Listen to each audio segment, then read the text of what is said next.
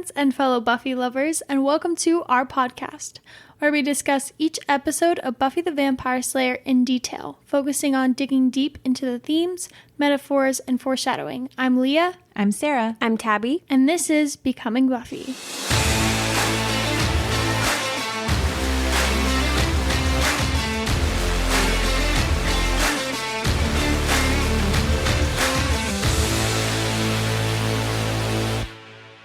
Hi guys, welcome back to Becoming Buffy. This episode is episode 18. I always think that Passion is 18, but apparently Killed by Death is 18. This is episode 18 of season 2, Killed by Death. This is a fun one for me to analyze only because I think there's only like 2 or 3 episodes in the Buffy fandom that I've only seen once. And this is one of those episodes. And so it was fun to watch because I was like, oh, like, I don't remember any of these interactions. I don't remember any of, like, these scenes. I remember small things. But specifically, the whole storyline with Buffy's cousin had absolutely no remembrance of that. So it was really funny to watch this and be like, oh, there's a whole side to Buffy I don't even remember. Yeah. This episode, I feel like, is another one in season 2 that a lot of people are pretty divided on. I feel like a lot of people are like, oh, I love the horror feel of this. This is great. And then a lot of people are like, I just skipped this on my rewatch. And I think it feels like it kind of falls somewhere awkwardly in the season because of the fact that you just had Passion right before. And then, you know, we're gearing up for the finale here in a couple of episodes. So I think it's a little bit awkward in where it's placed in the season, but I think there's also aspects that work very well for where it's at. See, I'd actually disagree. I think that this episode feels a lot better placed than an episode that we haven't seen yet, which is Go Fish. And I'll talk about that one when we get there. But I feel like this episode makes a lot of sense because of where Buffy's head and like mindset is right now. Yeah. And just like everyone is mourning and it's just kind of like an awkward period, and it does feel very like horror-ish because of like where everyone's mindset is. And so I don't know. I think that where it's placed in the season is good. I totally agree with Leah. I was about to say that without telling you the specific episodes in later seasons, but every time something kind of trauma-ish happens later on in seasons, there's an episode like this where Buffy has to go through it. I don't know how to explain it, but I'm really trying not to give away stuff. But I think that what is a little bit unnerving about this episode, and I've seen this in Doctor Who a few times too, where they have episodes that are supposed to feel different. And so they kind of make the filter a little bit more creepy, like a little bit different, like the tint is different. I noticed it in this one a little bit more like grayish, like lifeless. Yeah, I see what I think people mean, and what I kind of mean when I say that I don't know that it's great placement is the theme is great. The theme is excellent. And like the fact that Buffy is like getting physically sick because she has so much on her and because she's wrestling through everything with Angel and Jenny's death. The difference is I think it is not a super great episode as far as story-wise. It very much is a villain of the week type thing, even though it does have Angelus in it a little bit. But it isn't as much of a full invested storyline as like Phases or like Lie to Me or The Dark Age or Halloween, where they're just like, it's a great standalone on its own. I think this one like has one of the most terrifying villains we've seen yet. I think Derek Kinderstad is utterly horrifying. And I think that it's great that Buffy's working through issues, but I think that it is kind of a lackluster episode, if that makes sense. I agree with you there. I don't know. I kind of disagree. I think that it's just an episode that went for a different tone and a different feeling. I don't know. I'm not explaining this well, but there are other shows that do this. Actually, a lot of other shows. Doctor Who is an example of one. I've been watching like Pretty Little Liars, or rewatching it, and it does this a few times where like they'll choose to have like one episode that pays homage to either like an old movie or an old show or like whatever, and it'll kind of base it off of that. And I definitely feel like this episode is kind of an homage to kind of like not super old, but like 90s and 80s horror movies. And I kind of like it. Like, I don't personally like horror movies, but I will say like watching this I don't feel like the episode doesn't do a good job of what it's trying to go for. Yeah, well, and I mean, I think what you're going for is it feels a lot like season 1. It feels a lot like season 1 in the way it's shot, even the music, a lot of the same riffs. It was actually a script that was meant for season 1 too. So that's kind of a lot of why it feels a little bit kind of like horror-esque. I think season 1 was more classically horror. It kind of reminds me of Nightmares a tad, because I think that we've only seen Buffy and or the gang in the hospital twice, and one of them was Nightmares, and one of them was in this one. But also the music was music I'd never heard in the show so far. I think it was like maybe like one-off music for this episode, or maybe I just haven't really noticed it a ton, but it felt very, like Leah said, classic horror. It's shot very much, I guess, yeah, just like classic horror, like a lot more like creepy, a lot more slow, a lot more build up rather than like the horror that's nowadays. Yeah. All right, so season 2, episode 18, Killed by Death, written by Rob Dis Hotel and Dean Batali yet again, we've talked about it before, but they wrote 2 or 3 season 1 episodes. I know they wrote Puppet Show and Never Kill a Boy on the First Date. They wrote The Dark Age in this season, and one other one I can't remember, but also Killed by Death. Directed by Darren Serafian, and it aired March 3rd, 1998. So this episode... first of all, the title is taken from Motorhead's song of the same name, but it kind of reminds me of the Emily Dickinson poem, Because I Could Not Stop for Death, He Kindly Stopped for Me, which is hilarious because Rob and Dean also wrote, Never Kill a Boy on the First Date, and Owen loved Emily Dickinson. So I was kind of like, I wonder if like either Rob or Dean likes Emily Dickinson because they keep referencing it. So there was actually a 7-week hiatus of the show following this episode. Could you imagine? Like, you have Passion, you have this, and then 7 weeks until you have the last 4 episodes of the season. Was there a reason for the hiatus? I think it's probably like where it fell, because if this was March 3rd, then you would have taken like a 7-week break maybe for spring. I don't know. I don't know what it was at that point, but that's a really weird time. It would have made sense if it like aired like December, because then you would have had like all of December and then maybe like all of January. So that would have left you with like kind of like a break for like, holidays. But that's a really weird time to take a hiatus. That is really It's super weird. I'm not sure exactly why, but I mean, okay, so like, let's be fair, there's never really a great time to take a break from Buffy because there's always some sort of a cliffhanger that you're like, I have to know more. But this in particular, I feel like is like not particularly a great spot to have it. No, but specifically after Passion, that's a really sucky time to be like, I think I'm just gonna see it in a couple months. Yeah. Like, that sucks. Yeah, it's almost like 2 full months. Yeah. The first draft of this episode actually was supposed to take place at a daycare center. The episode originally involved some sort of hybrid senior home / orphanage, and it would seem like the kids were evil, except actually the seniors they were like supposed to be worshiping some kind of panther god or something. And that was like the original script, which is interesting. And then, like I said before, they were supposed to be airing this one, or this script was supposed to be shot for season 1, and it didn't. It was originally scheduled to be one of the first 13 episodes of season 1 or 12 episodes. But there were production problems.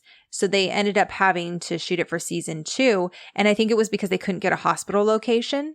And that's something I noticed about this episode is there's not a whole lot of places that are shot outside of the hospital. You literally have like Buffy's room, and then the graveyard, and then the library. Like 2 seasons library. Yeah, and then that's it. It's all the hospital. And I mean, there's a lot of shots, especially for the outside, that had to be shot at a real hospital. But, and then they said by the time they actually like got down to shooting the episode, so many developments had occurred in the show that the script had to be completely reworked. I think at one point they were planning on having Buffy and Angel fighting side by side, and then Angel was supposed to be the one who brought Buffy to the hospital, but obviously that's not going to happen with where we're at in the season.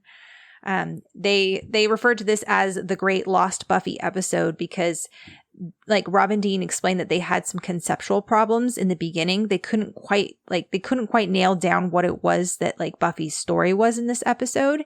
And the monster was like really difficult to comprehend. At one point they were like, I think they said the second or third draft, there was an old lady that was supposed to be sharing Buffy's room. And instead of the cousin who died, it was supposed to be Buffy's grandmother that died. So there's just like a lot of reworking they had to do to kind of figure out what it is they wanted this episode to be.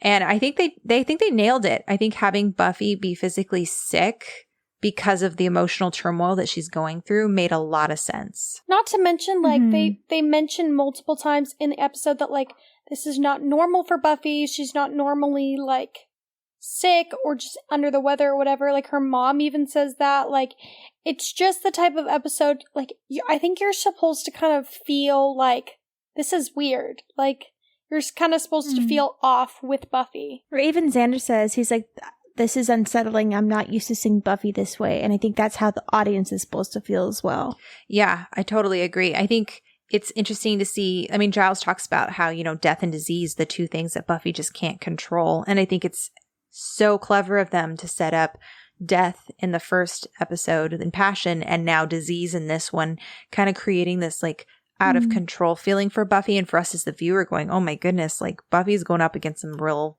tough stuff. And I think if this episode had aired in season 1 like it was originally supposed to, it would have been one of the better episodes of the season because it's really not a bad episode. But season 2 is just it's becoming stronger and stronger, and the show has grown so much that this episode looks weak in comparison simply because of the episodes that have preceded it. Not to mention, I think it's really hard when you're so enwrapped in the Buffy and Angela storyline to kind of like have to come out of it. Exactly. And like focus on a different like person because you're like, no, like I want to know what's happening with like Angelus and like Drusilla and Spike and Buffy. Like you're so kind of taken with that I understand why people are like, no, like, oh, this episode feels weird, but I also kind of like it because then it reminds you that even when there's like a terrible monster that seems super powerful and awful, like there is still other things that Buffy kind of has to fight. Like, just because Angelus is a threat doesn't mean that there isn't other monsters. I think, like, the placement of this is good the more I think about it, only because the next episode makes way more sense knowing that Kill by Death is right beforehand. Yep, I agree. The people who know. The next episode, we kind of dive into a lot of stuff. That's been going on and kind of face a lot of things. And so I think having her be physically ill because she's thinking about what happened in Passion and been really like having the weight of everything on her, I think that it makes sense. I think that the biggest thing that's unsettling is that the entire episode is in the hospital. It'd be different if it was like the first like third or even like half of the episode was in the hospital and then she gets out and then they find some way to wrap up the episode or kind of bring it in a different direction.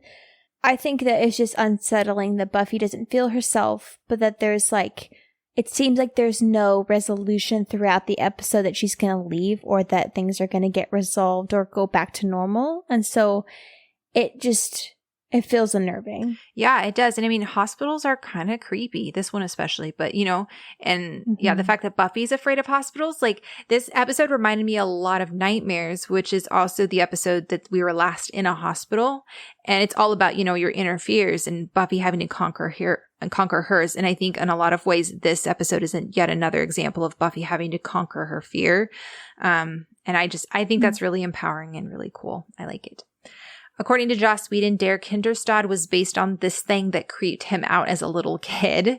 The themes of this episode are a lot of, you know, the weaker members of our society being preyed upon and people not believing them when they come to them and say, hey, I'm being, you know, either abused or someone's creepy or like someone's bullying me or whatever. Children, the elderly, mentally unwell, like they make, you know, some subtle references to them. The idea of being pinned down by an invisible force and having the life sucked out of you is really an appropriate metaphor for how abuse can affect and suffocate us for the rest of our lives. And especially fitting that, you know, it's on their heads where, you know, it's our brain, it's our, it affects our psyche.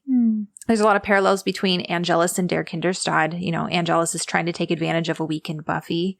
All right, so the episode opens, we're in the graveyard. And Buffy's like hopping over the wall that the studio parking lot is connected to. Looks super sick. Nearly stakes Xander, Willow, and Cordelia, which is this the first time we've seen Cordelia like out with the gang? I think so. At least like patrolling with them. Because we haven't viewed like them patrolling in a while. Yeah, we saw them in Bewitched, Bothered, and Bewildered. We didn't really see it very much in Passion. But I will say, this episode was phenomenal Cordelia episode. She shone in this episode, and I really I agree. I feel like it's almost like a Cordelia-centric episode. It was really good. So Willow gets on Buffy for patrolling while she's sick. Cordelia, half the school's out with this flu. It's a serious deal, Buffy. And I was like, aw, does she care? And then she's like, we're all concerned about how gross you look. And there it is. Also, this line hits different with COVID now. Like, hearing them talk about it and stuff, I kind of like got flashbacks to last year when everybody was like, you need to stay home. Like, this COVID thing is a big deal. Buffy insists on continuing to patrol. Willow, Buffy, come on. One night of rest is not going to kill you. Buffy, no, but it might kill somebody else. And there it is. Our first clue as to how hard Buffy is pushing herself. Xander, you mean Angel might, which I was like, okay, that was incredibly insightful. I was like, dude, shut up. No, but that was insightful though. No, but it's like, I don't know. To me, it didn't read. Here we go. No. I just mean it doesn't read as like, oh, Buffy, don't blame yourself. It reads as like, kind of like shoving it in her face. See, I didn't read that at all. I saw it as he was trying to remind her, like, Buffy, don't put it on yourself. Like, Angel's the one actually killing these people. You are not responsible for that. Okay, maybe I'm just being pessimistic. That is okay. We can have differing opinions. No, I the way he, like, at least the way Nicholas Brendan delivered it, it sounded like he was kind of like subtly correcting her in a kind way of being like, hey, you mean Angel might, like, Buffy, don't put it on yourself. That's how I saw it. And I was kind of like, okay, I think that was wise. I put Buffy can't put the consequences of other people's actions on herself, and she really can't. That's why she's sick. Xander tells Buffy that she's only half a Slayer with the shape she's in. Buffy, yeah, but I'm still the Slayer, and as long as I am, Angel's not going to kill anybody else, which is so hard because she has absolutely no control over that. And it just, again, shows how much she's putting herself through. She's also setting herself up for, like, possible heartache by putting that on herself. Like, saying, oh, as long as I'm the Slayer. So she's basically putting herself in a situation that if he does kill people, she can blame herself. Which, like, girl, you need to stop doing that to yourself. Like, you didn't know that was going to happen in the first place. And it's not your fault that he's killing people. Yep. But she feels like it is. Yeah, no, she totally does. And Angel shows up and attacks Cordelia of all people. I was like, does he even know her? Oh, yeah, he does. That's right. Because they like sat at the same table she was hitting on him the Halloween episode. Hello, salty goodness. Yeah, that's right. Oh, that's funny. Buffy pulls him off, and it's really clear that she's struggling to fight him. And he hits her until she's down. And it seems like he's actually going to go bite her. I was like, whoa, Angelus, like actually going for it.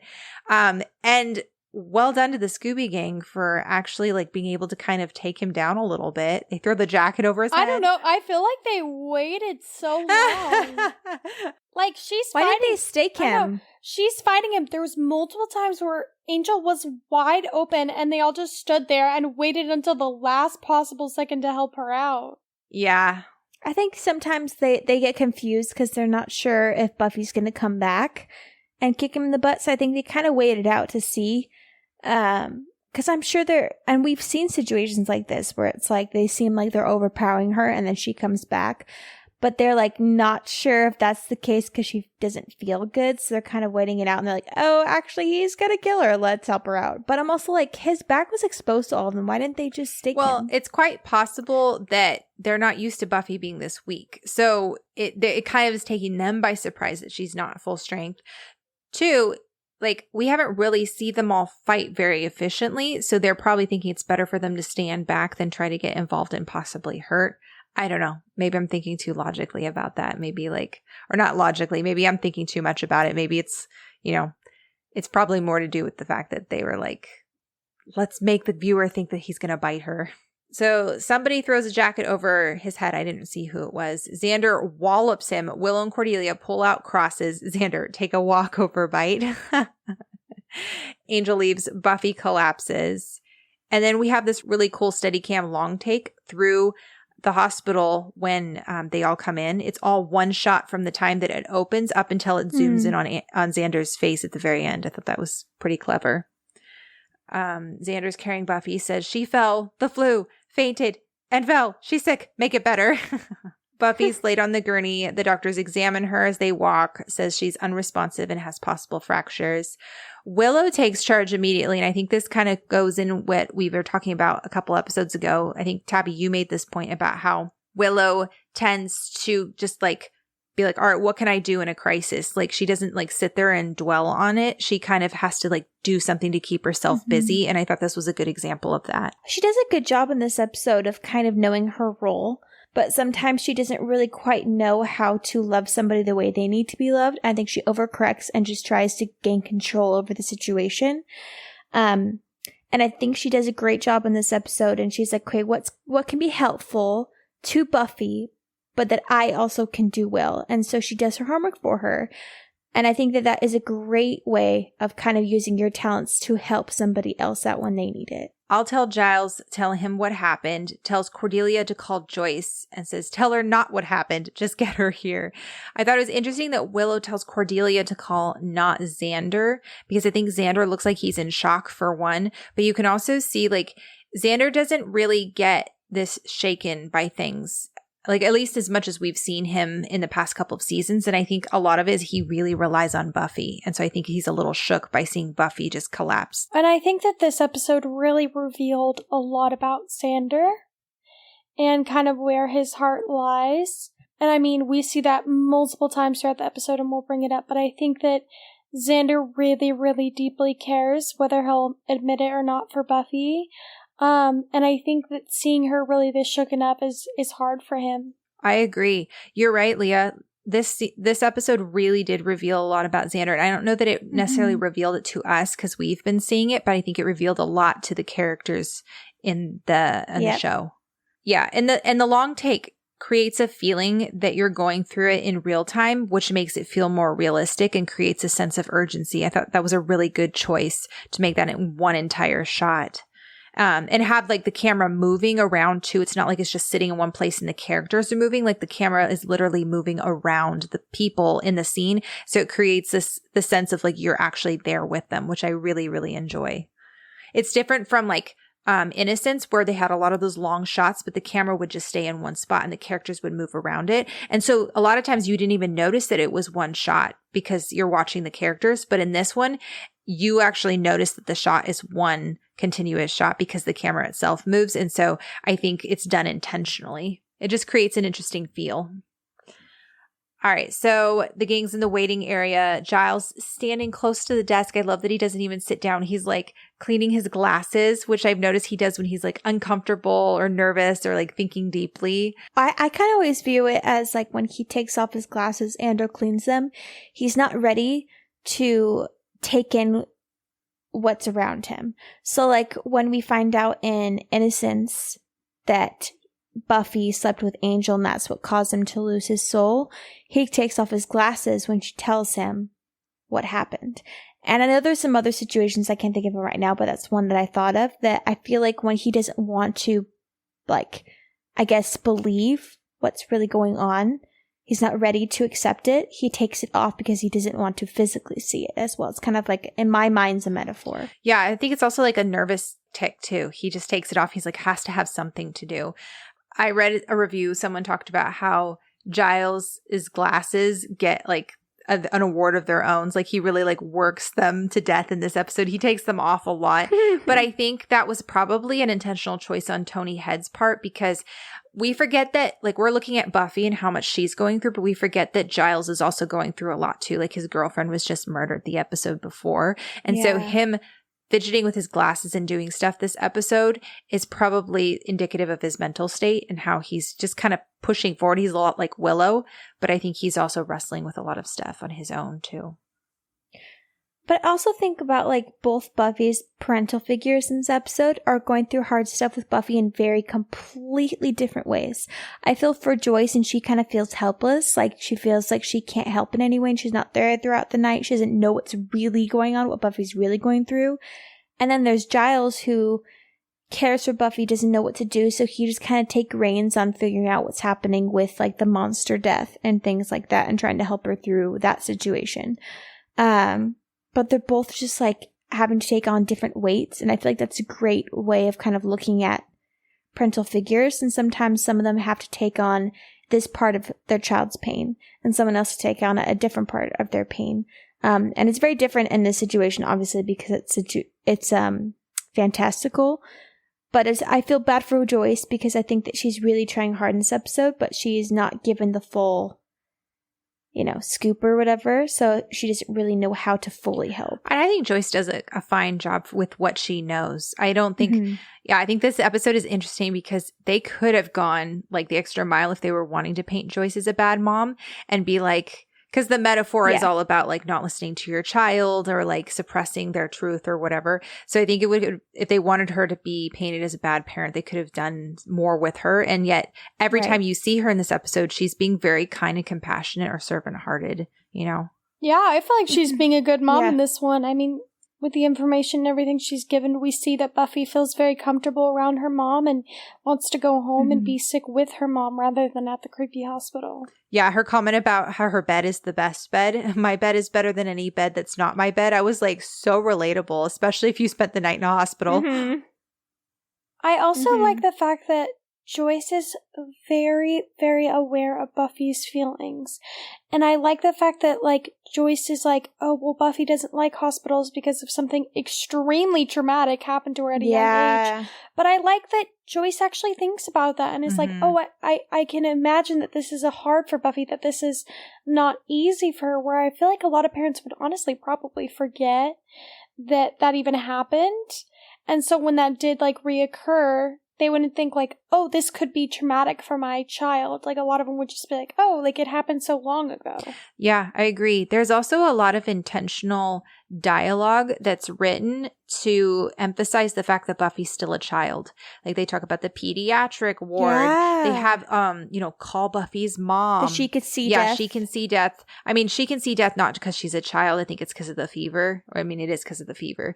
But it's interesting how, they say call Joyce and like Joyce comes in. Like we haven't really had to have Joyce come in as like a I'm here to take care of you type of thing because Buffy's so self-sufficient. So it's a really interesting episode to kind of view from a different lens. Also, with Buffy freaking out, screaming about the vampires, I think this is the third reference that Buffy has made about vampires with her mom there. It's really interesting. And like Joyce has got to be like, why does she keep mentioning vampires? Like she talked about it in The Witch. She talked about it in Bad Eggs. And then she talked about it in this episode. And like. But I mean, to be fair, if you really think about it, the lure of vampires and like werewolves and all this stuff has been there for so long that it's like, if anyone, like if I had a child and they were talking about vampires all the time, I wouldn't automatically be like, oh my gosh, vampires are real. I would just be like, oh, my child has a weird fascination with vampires. Like, because like it's such a normal, like mystical thing. It's kind of like if you hear a child talking about like mermaids or like unicorns. Like you're not going to be like, oh, that's really weird because it's like they're normal mythical creatures. But at 17? Yeah, but in Sunnydale. I don't know. I knew girls when I was like in middle school that still believed in like Santa Claus and the Tooth Fairy and all that.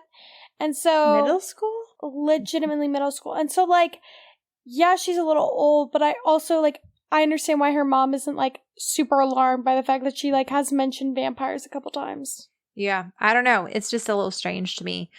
But do you guys notice that Cordelia can't watch when the doctor sedates her, like she turns away? And I thought that was kind of a touching moment from Cordelia. I mean, it could also be like, ooh, I can't stand needles. But I felt like that was a look of compassion on Cordelia's face. I missed it because I actually turned away when they sedated her. Same. Yeah. I saw the needle and I was like, oh, close my eyes. Yep, that's hilarious. That's really funny. Which is ironic coming from me and Tabby, considering we both have like multiple tattoos. That's very different than being punctured Yeah. with a needle going in. Anyways, moving on. It's fine. I mean, I was in and out of hospitals all last year. I was poked over 25 times. So, I actually think that that's my worst nightmare, so. well, never have children. I'm getting very queasy thinking about this. Fine with me. He's like, fine. Didn't want it anyway. Yeah, if you have to draw my blood, then. Yeah. Yeah, who cares I'm about giving tapping out. birth? But drawing blood is where Leah draws the line. Yeah, for real. So the gang tries to cover for her child. Yes, we'll go get those vampires. And then he like looks at Joyce, who's like looking at him very strangely. I heard it's best to play along. Great line back. The music for this episode is very similar to the Bangel theme, but it's a slightly dissonant version of it. Did you notice that? I heard that. Yes. Yep. Which I think is trying to convey, the music is trying to convey that the actual problem is not necessarily this monster. The actual problem is not necessarily Buffy. I mean, she's sick and this stuff is happening. The real underlying problem is what's going on with Angelus. And so I think that's why they have it here. It's really cool. All right, so Xander says, well, we're all thinking that he's not used to seeing Buffy so freaked. Joyce talks about how Buffy hates hospitals due to her cousin Celia dying in a hospital when she was 8. Giles goes with Joyce. Which, Okay. can we talk about how traumatizing that must have been for Buffy? Like, not only did her, like, the way that Joyce mentions it, which is how, like, I think that Joyce probably thought it happened, is that her cousin Celia, like, just, you know, died in her sleep or passed, you know, which is very traumatic still, but, like, there is a different traumatic experience when you are literally viewing your cousin screaming out for help their last, like, few moments before they die, and then you're yelling for doctors to come in, and by the time they come in, like, she's dead. That is so traumatic. Like, poor Buffy. Like, she's been surrounded by death her whole life. Yeah, I agree. And the actress who played Celia did a way too good of a job in that scene because I can't watch it every time. It's too traumatizing. No, she did a phenomenal job. I was like, I really believed that there was something there. No, she did a good job. I think, too, it's hard because it's like, okay, so if Celia had the flu, I don't know why they would have Buffy visit her. Because they wouldn't want Buffy to get the flu. There's a lot. I mean, that's the thing about this episode. There's a lot of like little things that you're like, that doesn't make sense. Like they kind of just threw it together. But again, like it's a supernatural show. Also, like, why was Buffy alone with her sick cousin? Like, where were all the parental figures when these children were like, what, 7? Yeah. Yeah. And you typically, you're not allowed to like leave minors by themselves. I'm pretty sure in a hospital. Yeah, bed at night. Yeah, it was, there's a lot of questions. That's a good point. All right, so Giles and Joyce go out to find a phone to call Buffy's dad, which we're like, oh yeah, Buffy has a dad. Haven't heard from Hank in a while. She thanks Giles for how he looks out for her. This is a really interesting conversation, and it's also incredibly interesting that she didn't name drop, but says she's going to go call Buffy's dad, and then we have a meaningful conversation with the guy who's basically her surrogate father. I think that's very intentional. But I also think that it's interesting that this is what now, like, the second episode we've heard of Buffy's dad, like, or third episode, because he was at the beginning of the season 2. But the other episode that he was, like, primarily in is the episode in the hospital in the first season. Yeah, Nightmares. So it's, like, so many weird connections. But, like, also, on another note, why is Joyce so casual with the fact that Giles, as a librarian, keeps, like, showing up?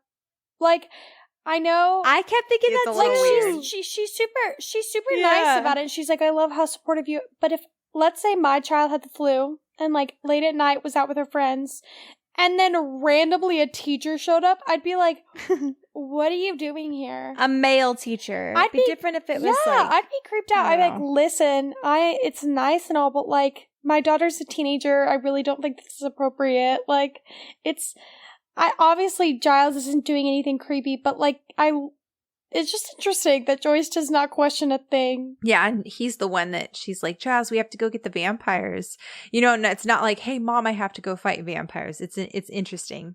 And it is interesting too, again, I know this is all like pointing to Buffy's mental state, but the fact that she's like, I have to go get the vampires in her state is again referencing that even when she's not quite herself, she's still thinking about her mission, what she's supposed to be doing, like her calling. And I thought that was interesting. All right, so the conversation with Giles and Joyce. Joyce says she's really sorry about what happened to Miss Calendar, that Buffy had told her they were close, which I thought was interesting because it's a reference to like Buffy and Joyce had a conversation about this. And I think that's really important to get little bits of that, because it's important to see that Joyce and Buffy are close, and that Joyce is at least privy to some parts of Buffy's life outside of home. Then she talks about how it's really affected Buffy, that she never gets sick. And this moment's important because we need to see that Giles is still wrestling through this as well. You could tell he doesn't really want to talk about it. He's still kind of closed off. It's also really funny because the phone is clearly not plugged in behind them. It's like very much not plugged in at all. Really? I didn't even notice Yeah, if that. you look in the back, it's like the back of where the cord would normally be plugged into the wall. There's like nothing plugged in there. There's no cord. Oh my gosh. Yeah. Joyce offers to help if Giles needs anything, and all I could think was, are they having a moment? Xander asks Cordy if she thinks Buffy will be okay in the hospital overnight. Cordelia, I don't know. Lizette got her nose done here. She came in here looking for the Gwyneth Paltrow, and it looked more like the Mr. Potato Head, which is especially funny because Joss also wrote Toy Story. Oh, yeah. that is interesting. I always forget that he did. I wonder if that was an intentional nod. Probably was. Willow looking completely disgusted. Buffy's not here for cosmetic surgery. Cordelia, no, but while she's in here, she might as well get that thing done. And then they discuss the fact that Angel can come in since it's a public building. I wish everyone had remembered that with the school last episode with Jenny Calendar. And then 2:27 a.m. This song that happens in the scene is on the season 2 DVDs, like the main menu. So I've heard it like constantly over the past like few months, and it's burned in my brain. It's creepy. Even like the creepy little like he or whatever from the guy. It's in the main menu. What it's, the like, heck? on What a loop. random song. It's very weird. It's very random. Buffy wakes up, sees a little boy, which why is it always a little boy, for Pete's sake? It's like we had the annoying one, we had Billy, now we have Ryan. Like, I don't understand. The creepiest part, though, is he like hunches over and like walks away, and then you see this scariest looking man/demon. He's got like a bowler hat and like, what is it, like a huge set of teeth on the outside of his face. Oh my gosh, so creepy. Buffy goes to follow him. She's clearly not well. The hall is dark with like this reddish light, and there's like a creepy guy mopping in the back. It's just very scary. We get a flashback to young Buffy walking down a hospital hall looking at scary trays full of tools. She approaches a curtain and we hear a heartbeat before suddenly it's 2:27 again, and Buffy's actually waking up. This reminds me so much of nightmares. It's weird. James Jude Courtney is the actor who plays Der Kinderstad, and fun fact, he's actually the same guy that plays Michael Myers in Halloween 2018. Isn't that crazy? I feel like that was done on purpose. Well, he's not the original Mike Myers. He's the newer Mike Myers. So Oh, okay. yeah. Never mind. I take back my comment. Yeah.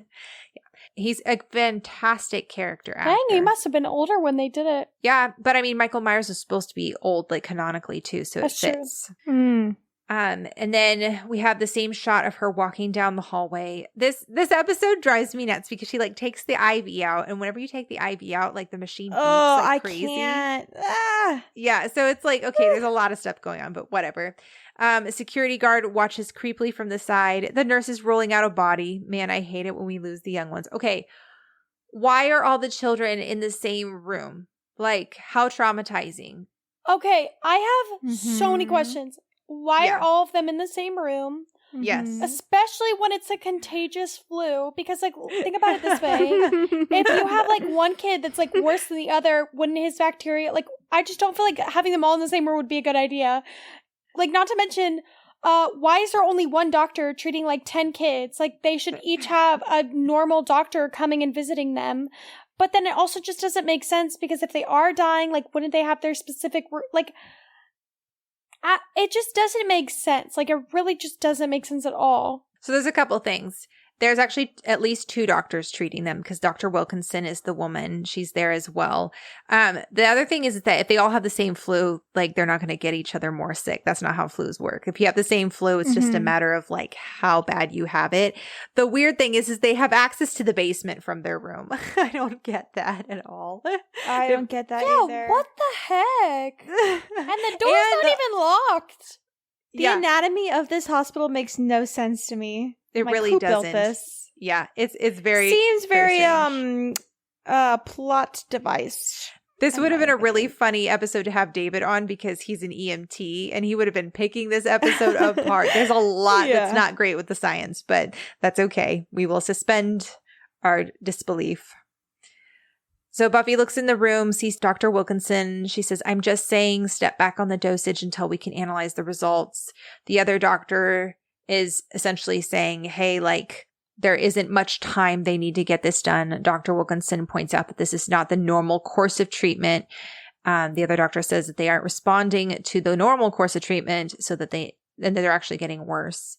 Which I was like, okay, why are you having this conversation in front of all these children too? Like, number one, they just saw one of their friends die, Tina, and then they rolled the body out. And then now they're having this conversation like in front of them. There's just a not like that's also these poor kids. A HIPAA violation. Like there's a lot of stuff going on here. So Buffy exits to see 2 little kids. He comes at night. The grown-ups don't see him. He was with Tina. He'll come back for us. Who? Death. Which it just gives me chills, but it's also like such a good plot for right after Passion because Passion was all about death. And now this one, the guy's name is Death. It's just really cool. I gotta say, the metaphor is a little hard for me to understand in this episode. I'm just kidding. I was like, wait, what? They're like, death. I'm like, can you spell it out? I will say, though, this is going to be a super weird nod, but I read this book in high school. It's called The Book Thief, one of my favorite books I read in high school. And the narrator of the book was death personified. And so, like, death was the speaker of it. And so every time I watch this episode, I always just think of that book and how, like, death can just be personified as, like, a person and stuff. And I just always love to see how people choose to go that route if they do want to be like, oh, it's death. Like, but I don't know. I thought it was interesting and sad that, like, kids were like, oh, it's death. Like, not even, like, I don't know. It's just a monster. It's death. Yeah. Did you guys ever see that episode of The Twilight Zone where it's basically the same thing, but it's with older people? So there's death personified with like there's like an old woman who refuses to leave her house because she saw someone on a bus and has seen several older people. Every time they talk to this man who looks the same, they end up just passing away as soon as he leaves them. She saw it on a bus with somebody. She saw it in like a grocery store. And so she's like, well, I'm just not going to leave my house. But it's actually like, I feel like The Twilight Zone is kind of creepy sometimes, but the episode ended up being like really like sweet only because like it's supposed to be like the angel of death, but he's supposed to be really nice and he ends up getting injured right outside of her house and she lets him in and then they start becoming friends and he's really nice to her. And then at the end she goes, I know who you are. And he's like, it's not as scary as you think it is. And then he like walks away, like kind of like walking away with her, but it's like her spirit. And at the end she like is like dead in bed. But this episode reminds me of well, I mean, I figured what was going to happen at the end. But yeah, that's you're like, and then at the end, she's dead in bed. But you imagine like the angel of death is like, come on, can I just leave this poor old lady by herself? She just hasn't left her house in years. And he's like, what tactic could I think of? I'm going to almost pretend to die outside of her door and she has to leave me, bring me in. That's really funny. I don't think this is supposed to actually be a representation of death. I think it's just supposed to be like, from the kid's perspective, they think he's death, he's not actually death. But have you guys ever seen it's Anthony Hopkins and Brad Pitt and it's Meet Joe Black. That's what it is. It's Meet Joe Black. I need to though. I've heard it's really good. Yeah, it's about death. Essentially, he hears Anthony Hopkins talking one day about life and like living it to its fullest and how love is the best thing, and so he decides to come down to Earth and live as a human for an unspecified time and experience what it's like to be human, which sounds very cheesy, but I promise you, like, it's a very artsy movie and it's, I think, like close to 3 hours long, but it is moving. I like cry every time I watch it. So Anyways, interesting that Brad Pitt would be in that type of movie. I feel like he he's holds not, his that's not own. He holds his own. Him and Anthony No, Hopkins he's really good. have some fantastic and very powerful moments. It's really good. So anyway, okay, moving on. So in the lobby, Xander is waiting faithfully, looking out for Angel, who shows up whistling with flowers. Okay, I think this is probably the most pivotal scene for the entire episode. It's so good. Mm-hmm. So Xander stands in front of him. Visiting hours are over. And jealous. Well, I'm pretty much family. Xander, yeah, why don't you come back during the day? Oh, gee, no, I guess you can't. Xander had some good lines. And jealous, if I decide to walk into Buffy's room, do you think for 1 microsecond that you could stop me? Xander, maybe not. Maybe that security guard couldn't either. Security guard definitely couldn't. Or those cops or the orderlies. But I'm kind of curious to find out. You game. Angel, Buffy's white knight. You still love her. It must just eat you up that I got there first, which I think this is when Xander finds out that they slept together, because I don't think Xander knew why Angelus turned. Really? And I don't, because this is the first time. No, I think this is the first time he knew, because the next thing he says is, "You're going to die and I'm going to be there." I think Xander didn't know, and they really zoom in on his face. I think Xander at least had an idea. Maybe he didn't have confirmation, but I think either way, I don't think he likes being told that he loves Buffy, even though he knows it, especially by Angel. And I think that it's just like kind of salt in the wound, because everyone knows Xander loves Buffy still. Like, everyone knows that. Even his girlfriend knows that. And so I think that having the idea that Angel and Angelus know that he loves Buffy must feel very humbling. And I don't think that Xander likes kind of being put in his place. Well, I think Xander, he hated Angel. He hates Angelus. And I think that it's interesting because nobody is really talking about the elephant in the room of Xander loving Buffy. Cordelia touches on it in this episode, and she's touched on it in episodes past, but no one's actually come out and been like, you love her, or you still love her. And so the fact that Angel is calling out Xander's motivations in a way that nobody else is or has is incredibly interesting. But he also did that in Angel, so it's kind of mirroring that episode where he comes in and he's like, you love her, don't you? And then Xander goes, don't you? And so he kind of pulls him to go and help Buffy. Oh, you mean Prophecy Girl? Yeah. Oh, it's Prophecy Girl? Sorry, my bad. Yeah. And then this episode's the same thing, but it's Angelus who's doing it, and he's kind of using it against him. Which is very funny how those are mirrored. Yeah, that's a good parallel. Yeah. Do you guys think if Angelus had actually tried to get into Buffy's room that all those people could have stopped him? No. He likes the long game. Yes, but I think that it was more so of I really do think Angel could have taken all of them, especially since what is the cop gonna do? Shoot him? And so I think that he would have been able to fight them all off simply because they all would have been unprepared for what he is. But I think it was more so Angel didn't want to, Angelus / Angel is intelligent, and I think that he's not the type that's just gonna go in head first and figure it out. He's very kind of like what Tabby said. He likes to play the long game. But I also think he wants Buffy's death to be poetic. And I think that him beating a bunch of guys up and then just killing her in her hospital bed is not very poetic. And so I think that he either wants it to be super easy, where he's just might as well take this chance, or he wants it to be poetic. Yeah, I definitely think he could have killed everybody there, but I think it's not worth it. I think there's nothing really, he'd kill Buffy and then he'd be like, oh, now what? I think he's too obsessed with her to just kill her flippantly, like you said. So then we have a flashback. Celia and Buffy are playing. Celia's trapped under an avalanche of pillows, and Buffy was Power Girl and came and rescued her. You're safe now. Power Girl is actually a DC comic superheroine who is also blonde and super strong, which I thought was really cute. Buffy had a little superhero growing up. And then flashes again to Celia in the hospital. Buffy pulls back the curtain and we see Celia there. In the morning, the doctor tells Buffy her fever's gone down, seems shocked that the swelling has gone down in her arm. when she asks about if she has the same virus as the kids, the doctor looks like she's, hiding something. And the gang comes in. Xander brings her balloons. Willow did all of Buffy's assignments. And Cordelia, nobody told me I was supposed to bring a gift. I was out of the loop on gifts. Giles, it's tradition among people. I love the pause between among and people, like humans. He's like, you should know this. Yeah. This is the interaction I was telling you about. Like, Willow just like did a very sweet thing for her. It was like, yeah. I did all of your assignments. You don't have to be stressed out about it, which is very kind of her. But also, Cordy's outfit is so cute in this scene. So cute. She has like a monochromatic like blue outfit from head to toe, and like, but it's like they're slightly different shades. And usually that would be kind of weird, but it really works. She pulls it off for sure. They go for a walk. Willow's pushing Buffy in the wheelchair. She tells them about the doctor giving the kids experimental treatments, says she's not sure what he's up to, and that she saw, or that a kid, Ryan, saw death. And everyone's like, well, we're not, like, they don't quite believe her. And I'm like, guys, again, here we go.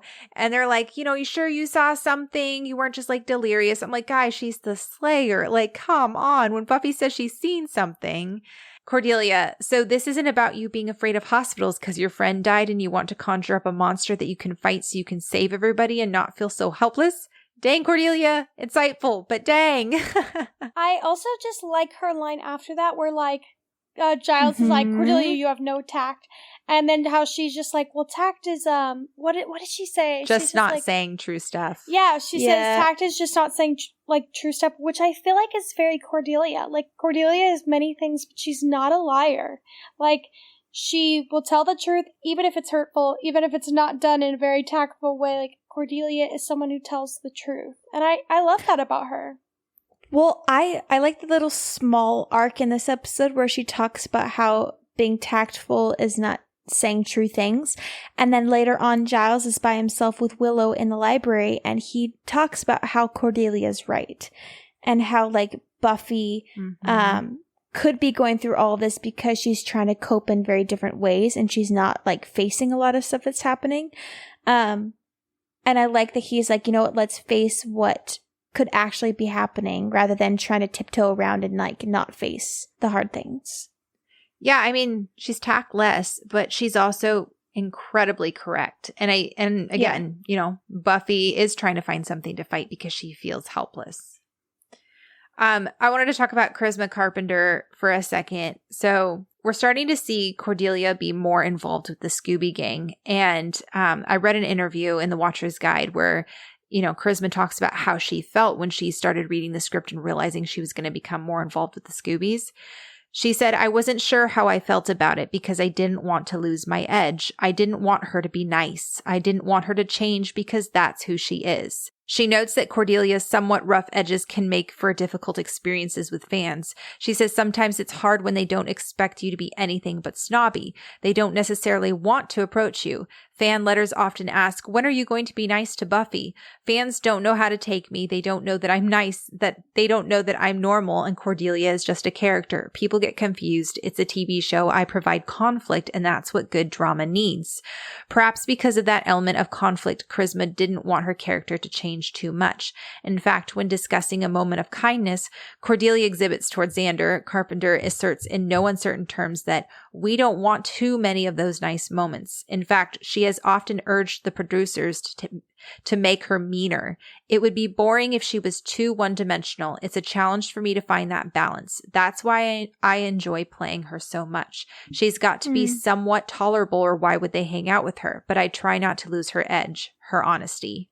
And I thought that was really interesting. She's a hard character to keep consistent and then also not flatten her out when she's in a relationship. And I think that they're doing a good job right now, even though her relationship is not healthy. They're still maintaining her edge, but they're not flattening her out as a character as soon as she becomes quote unquote softened by love. And I also just feel like as a character, like Cordelia is just always interesting. Like, no matter what she goes through, she just is always a fascinating character to have on your screen. And I think that most of that is because of Charisma Carpenter's just acting in the way that she portrayed Cordelia. I like what Buffy says after that. She says, it's real because that little boy is afraid of something. And I thought that was really insightful. And I think that's a really important thing. It's like, believe the victim. You know what I mean? And especially with little kids, it's tricky because it's like, okay, like, is something actually happening? Is it something that maybe they've been exposed to that they're kind of putting on themselves? But I think the fact that she's like, something is happening because he's afraid of something, that in it itself is proof that there's something going on. And I thought that was a really good point. So I think what you do in horror movies is you take an idea that everyone kind of like either makes it super blown over or dismisses it and excuses it for different rational reasons in real life, but then you can twist them and make them horrifying in a fantastical world. And for instance, like kids tend to be a lot more scared about stuff that adults either tend to ignore or they grow out of as adults. And so you can really kind of make children being scared of monsters or scared of the dark, and you can make horror movies based on that, especially through the child's lens. Like this one, it's like about children tend to quote unquote see monsters, and so they're going to make them actual monsters in this episode. Or it's like the whole idea of like children should never have to go through dying in a hospital, and so they kind of squish both those things together and made it a death monster that only children can see. So I love the idea of the monster of the week in this episode, because it's something that like us in real life that we kind of like ignore, that like younger kids like see monsters in their closets or like things like that. And then you can make it a horror trope. Yeah. And I mean, Buffy's technically still a child, even though she's not as little as these other ones. And so I think it's again another empowering message of a child saving the day, you know? Or even just like the metaphor that like young people shouldn't have to go through all these things. And that's shown through Buffy too. Like Buffy shouldn't be having to go through all of these things that adults have to face, like actual monsters that she has to fight. And these children in the hospital are going through the same thing. Not as much as Buffy, but the metaphors are very similar, because it's like these children should not, like children with cancer in hospital shouldn't have to be going through that fight on their own. Like they're so young, they shouldn't have to be dealing with that. In this fantastical world, Buffy at her age, shouldn't have to be carrying the whole weight of the world on her shoulders alone. And I like how they showed that through like children in a hospital. That's a really good point, Tabs. I totally agree. Yeah, these kids are kids that, you know, have to be in hospitals for cancer or whatever, or go through trauma with things when they're younger, are not made to be able to carry that weight and that burden. So yeah, it's a good correlation between the children and Buffy, you know? Yeah. The sad thing is at the end of the day, like, who's going to protect Buffy? Buffy protects the kids. Like, she doesn't really have anyone that's going to protect her, you know? I think the implication is it's her friends. I think that's why they end up with Xander and Willow and her all in her bed at the end. The idea that, like, she has people that will have her back. But it's just not quite the same. But also, given the opportunity, a lot of these people end up living up to the expectations. Like, what's the boy's name? Ryan? Even in like situations, like he was pretty brave too. Like he's like a literal child baby, and he's in the basement protecting all the other like, little children. Ones. Yeah. I know. Like given an opportunity, so these kids can be so brave, sometimes more so than adults, because they see things for what they really are, because they're innocent. Yeah. No, yeah, that's really insightful, Tabs. So in the records room, Cordy and Xander sneak in, which is reminiscent of Innocence when they're sneaking into the weapons area on base. They're trying to find out how Tina died. Cordelia, this is what happens when you're compassionate towards sick people. They take advantage of you. Xander just gives her a look. Buffy almost died just to put you out. Also, how did they get in the security or the records room without any security, like, noticing them? You would think that since records are confidential, there would be, like, someone being like, hey, maybe don't go in there. Yeah, you get a HIPAA violation. You get a HIPAA violation. It's just, like, all over the place. Yeah, for real. Yep. Cordelia, I didn't want to be the first one to say it. Xander looks irritated with her and tells her to go look somewhere else. Security guard finds her. So the security guard is played by Willie Garson, who's also known as Stanford, Carrie Bradshaw's gay best friend on Sex and the City, which I thought was really funny. The Dr. Richard Hurd is also known as Admiral Owen Paris on Star Trek Voyager, too. In the library, Willow and Giles are going to do research. Willow can tell Giles is not really wanting to do the research, that he doesn't really believe Buffy. And he says Cordelia may be hermetically insensitive, like you said, Tabs, but she may also be right. Death and disease are things, perhaps the only things that Buffy cannot fight. It's only natural for her to try to create a defeatable opponent, especially now after Jenny. Willow acknowledges that it's true, but points out that they live on the Hellmouth and that the kids might actually see a real monster. Giles remembers that sometimes small children can see things that adults don't see, our true selves, our hidden faces. They hypothesize that the kids might be afraid of the doctor, Stanley Backer, and decide to look him up. So that's kind of like what you were saying, Tabs. And then back in the file room, Cordy is keeping the security guard distracted by flirting with him. She's actually really good at it. She's like, do you ever get scared? He's like, fear is for the weak. Either that or live in the now. I haven't decided yet. I know, the fact that he literally doesn't even know his own motto. Yeah. It's like, man, this guy's a catch. Right. And he's a security guard and he's just like, he's super sus when like Buffy, the ward patient, is walking down the hallway, but, doesn't see Xander and Cordelia sneaking into the file room. He's a crappy security guard. Says Dr. Backer is able to see the real truth about children, that sometimes they die. Xander makes like a bajillion noises. Like, what the heck? He kept being so loud back there. I was like, dude, Cordelia, you have the most perfect nose I've ever seen. You must work out. Yeah, like those two correlate. Yeah. And in the hallway, Xander is jealous that Cordelia was being touchy-feely with the security guard, which I wrote in my notes. I think this scene is supposed to be kind of like, hey, look, their relationship is progressing. They get jealous for each other now. But the thing is that like, I don't know that that's a progression, for one. Two, they never actually talk about it. The scene like that comes after that with the donuts, they don't actually like, that's supposed to be like, oh, we're good now. Once again, they resolve things without actually talking. This scene is just, it's so important because it tells so much. Because like, one, you have Cordelia finally calling him out and being like, I know you're into Buffy. I've seen you check her out, all this stuff. And then, like, obviously, like Sarah said, they don't really talk about it. And it's like, a part of me is like, good for your Cordelia for calling him out. And then another part of me is like, why are you letting yourself put up with this, Cordelia? Like, it's so obvious that Cordelia is way more into Xander than Xander is into her. And I don't think that both of them really realize that yet. But, like, even the fact that, like, Cordelia is just, like, putting up with his behavior when we know Xander would never put up with that behavior from Cordelia. It's just like, ugh, like, Cordelia, you deserve better than someone who's in love with someone else. Yeah, I thought it was really interesting that he's like, Cordelia, someone's got to watch her back. And she says, yeah, well, I've seen you watch her back. And Xander legitimately doesn't understand. He's like, yeah, what is that supposed to mean? And she has to spell it out for him. I was using the phrase watch her back as a euphemism for looking at her butt. Sort of a pun. And he's like, oh, right. Hey, and I thought that was interesting because normally Xander's the one that says those things and Cordelia's the one who doesn't quite understand it. Like things go over her head all the time.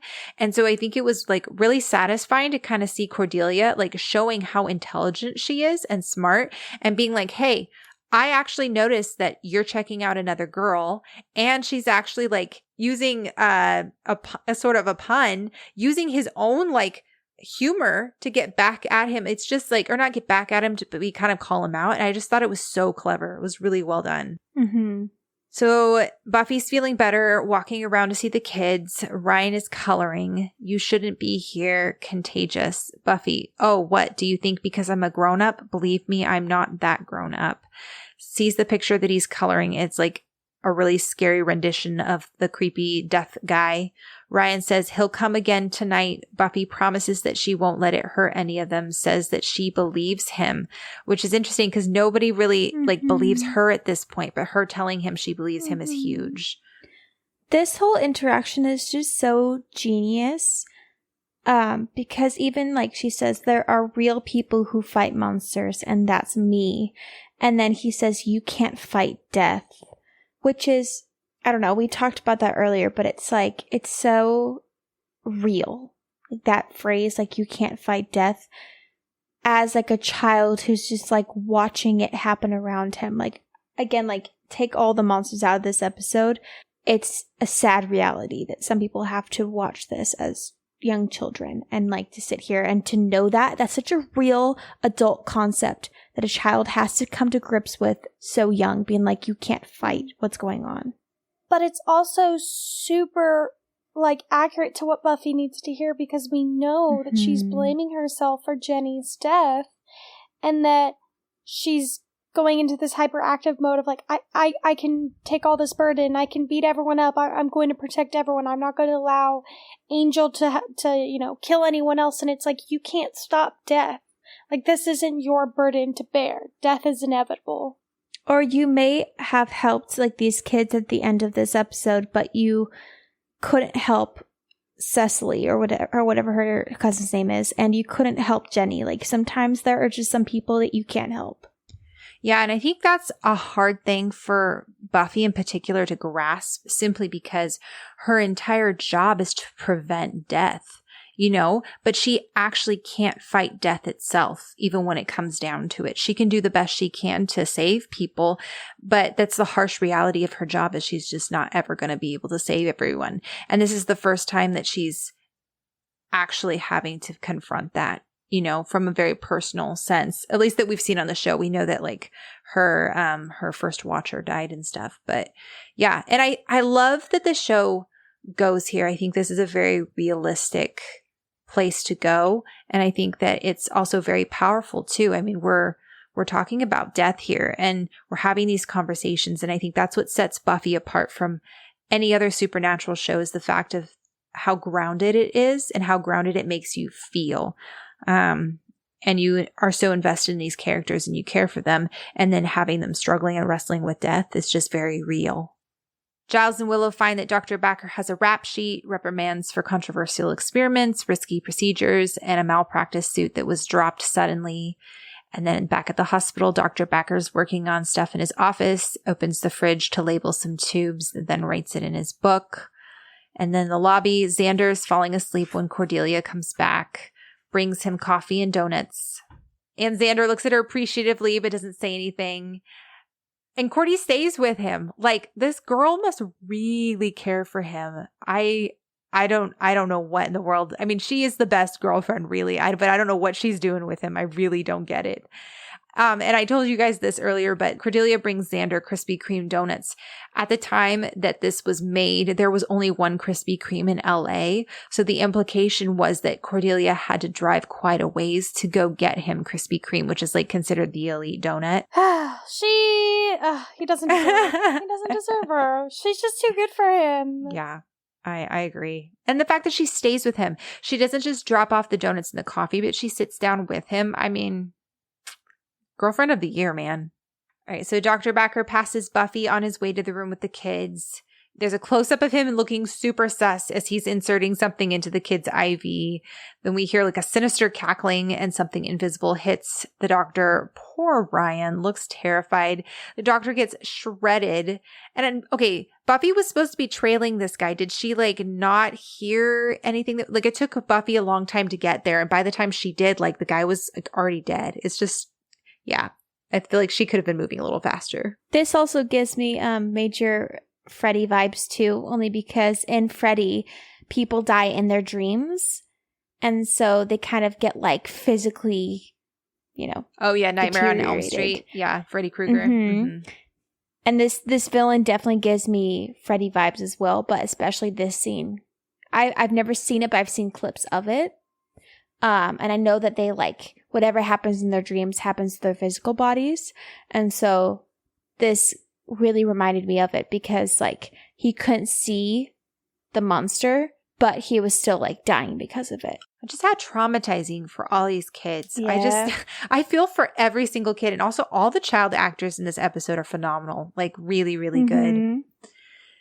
So the next morning in Buffy's room, Giles comes in looking super sheepish. Well, it looks like you were on to something, Buffy. I know. Like, she doesn't say it even like, I know, but she was just like, I know. Like, I know I was onto something. Like, believe me. Learned that the little girl Tina did die of the fever, but her records showed her improving beforehand. Buffy drops the bomb that Backer is dead. It shows the drawing that Ryan drew of the monster and says that she felt it would mean she can fight it. Giles is all impressed. Is this your work? Like, talking about the picture, like it's some sort of work of art. And she's like, no, like a kid drew it for me. They try to work out why it is that Buffy can see it one night, but not the next. When Joyce comes in, the way she enters is so mom-like. It gave me flashbacks.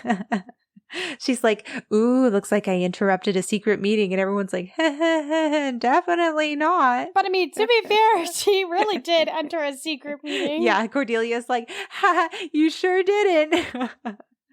I know, Cordelia, it just made me laugh because it's like Cordelia, not only is she like doesn't want to lie, but like she's also just genuinely bad at it. Like, really bad at it. No wonder why she doesn't like lying. Yeah. Joyce tells Buffy that she can go home. Buffy knows she needs to stay to help the kids and says, I think my symptoms are flaring up. And I was like, this is not how hospitals work at all. You can't say, I think I'm still feeling sick. And they're like, oh yeah, you can definitely stay and like, we'll continue to feed you and stuff. No, if you're better, you go home. Like, it doesn't make any sense. Will and Xander back her up. Joyce buys it, says she'll talk to the doctor. Giles says he'll go find what the monster looks like. Buffy's going to go snoop in Backer's office for notes, asks Willow to come help her decipher what she finds. I was cracking up because I was like, you know, Willow's the geek of the show, which means that she has to be the geek of everything, not just like one specific thing. She's the computer geek, the science geek, and, you know, learning about witchcraft and all this stuff, not how geeks work. I think it was just such an earlier, like, 90s thing to be like, oh, if you're a nerd for everything. That just means you're smart. You're, you know, everything STEM. That's you. Like, even if you're good at math, that means you're also good at science and you're also good at like, and it's like, no, that's not exactly how it works. But I just like how they're like, Willow was just smart. Like, so we're just going to give her anything that's smart. And she was like the only book smart one. Yeah. Could you imagine if Xander's over there like, actually, I'm really good at science. And they have like Xander stay or Cordelia or something. That'd be so funny. Or like Xander gets like scholarships to like these high-end schools at the end of the series. Yeah, he doesn't like tell anyone. Like really good at science. Yeah. Willow, oh yeah, I'm good at medical stuff. Since Xander and I used to play doctor all the time, everyone looks so uncomfortable. Xander's like, haha, no, she's being literal. She used to have all these medical volumes and diagnose me and stuff. I didn't have the heart to tell her she was playing it wrong. Willow, wrong. Why? How did you play doctor? And Buffy's like, I never have. And Cordelia's like, like, Buffy, yes, you have. We all know you have. That's why Angel is currently Angelus right now. Giles is like, fascinating though this is. They go to leave to research. Xander's on sentry duty. Xander's like, finding who this is takes priority. Cordy, you should go with Giles. This scene where Giles is like, why did I have to get like, it just made me laugh so hard because like one, not only is it funny, but two, the fact that like he was reprimanding Cordelia for not having tact earlier, but it's also just it's so juvenile of him to be like, well, why do I have to go with Cordelia? That it's just so funny. Yeah. Oh my god. I felt like I got a glimpse of like teenager Giles. He's like, he had the whine in his voice. Why do I have to go with Cordelia? I know. I laughed so hard. It was very funny. And then Cordelia, let's go tact guy. The guy that was reprimanding her on tact earlier. Oh, so good. Cordelia is just like nailing it this episode. Then in the hallway that night, Willow and Buffy sneak into Dr. Backer's office. Willow, it's weird going through his things. Looks like he didn't finish his coffee. Guess he won't. Yeah, and then Buffy's just like, yeah, moving on. Yeah, right. Got a job to do. Well, Buffy was like, just another person I didn't save. We're like, stop putting this on yourself, Buffy. Yeah. It's also just sad because, like, it seems like this doctor was, like, actually making a difference for the kids. Yeah. Like, was actually helping them get better. Yeah. Like, that's just so sad. Like, he was doing his job well. Gets killed for doing his job well. Yeah. So Willow finds out that Dr. Baxter was trying to inoculate the kids by raising their temperatures to burn the fever out, which is essentially just, like, vaccinating them. He was just trying to vaccinate them. And it was starting to work until I know, died. they make it sound so, like, dramatic. Yeah, we're going to raise their temps. Trying to burn the fever out. It's like, no, he's just giving him a vaccine, Also, y'all. burning the fever out makes no sense. That's the point of a fever. In the library, Cordelia keeps asking what different things do. Wait, what does this one do? Wait, what does this one do? Giles, it asks endless questions of those with whom it's supposed to be working so that nothing is getting done. Cordelia, boy, there's a demon for everything. But it's also so funny because we haven't seen Giles get this annoyed at anyone else except for Xander. Yeah, and bewitched, bothered, and bewildered. He was like, just go home. Yep. Cordy closes the book. Well, it's not in here, and the demon is literally on the cover. The book that has like the image of Der Kinderstadt on it, it also contains the passage on an unnamed demon belonging to the Brotherhood of Seven that was from the puppet show. It's one of those guys that Sid was trying to defeat. And that's also the exact same episode that Robin Dean wrote, which I thought was kind of a fun little nod. So in Buffy's hospital room, Cordy calls Buffy and says, hey, it's called Der Kinderstadt. And Buffy's like, who is this? Where's Giles? Can you put him on? And then she says, the name means child death. This book says that he feeds off of children by sucking the life out of them. But anyway, afterwards, it looks like they died because they were sick. They realized that it was Der Kinderstadt that killed Tina, and it's probably after the other children, which is why it killed Dr. Backer. He was taking away their food, which sounds so gross. I know, they really made this monster really graphic. They did. They really did. Even the way they're talking about it, like little kids as their food and stuff. It's very traumatizing. Yeah. Giles finds a picture of how it kills Cordelia. Ew, why do I let you guys drag me into this stuff? Leaves the room while Giles comes in and tells her that the monster sits on the child, pinning them down while it sucks the life out of them. It must be horrifying for the victim. It's like every child's nightmare. Yep. Buffy has flashbacks of her cousin lying in the bed while screaming. I hate the scene. Willow sees Buffy's face and intuitively knows like something's going on and hangs up the phone for her. I really appreciate like the look on Willow's face this entire time. She's very much watching Buffy and kind of gauging where she's at emotionally. It's really sweet. They figure out that the fever was the only way that Buffy was actually able to see Der Kinderstadt, and that's why the kids could see it. So they go to Dr. Backer's office. Buffy sees the vials with the virus. Willow begs her to think about it. Buffy, I have lots of thoughts. Buffy grabs the vial and goes to drink it before Willow stops her and tells her she will need to dilute it or it will kill her. Buffy, that's 100% pure. It will kill you in an instant. Buffy, oh, they really should put that on the label. Which, okay, she already had the flu. Taking it, like getting it again is not going to get her sick because she already has antibodies. Like, okay, anyway. Also, you can't just drink the flu.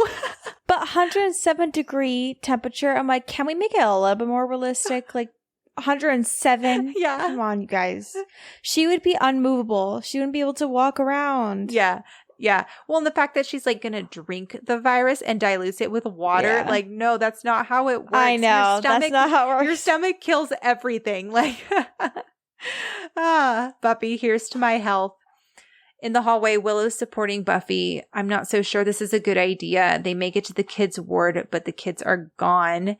And then we have a scene where we see the kids running in the basement entrance that was conveniently in their room. Like, what the heck? I think this is interesting that the kids decide to take it into their own hands because nobody is believing them. The adults won't listen to them. The adults don't trust them. So the kids feel like they have to protect themselves. And I think, again, the metaphor is just really good because that's what happens in real life, you know? Buffy can't think clearly, sees Der Kinderstadt appear in the room. The graphics for him appearing is actually really good. Yes. I agree. It's terrifying. Like, I was watching it, so I was like, man, he's creepy. Yeah, they did a really good job with it.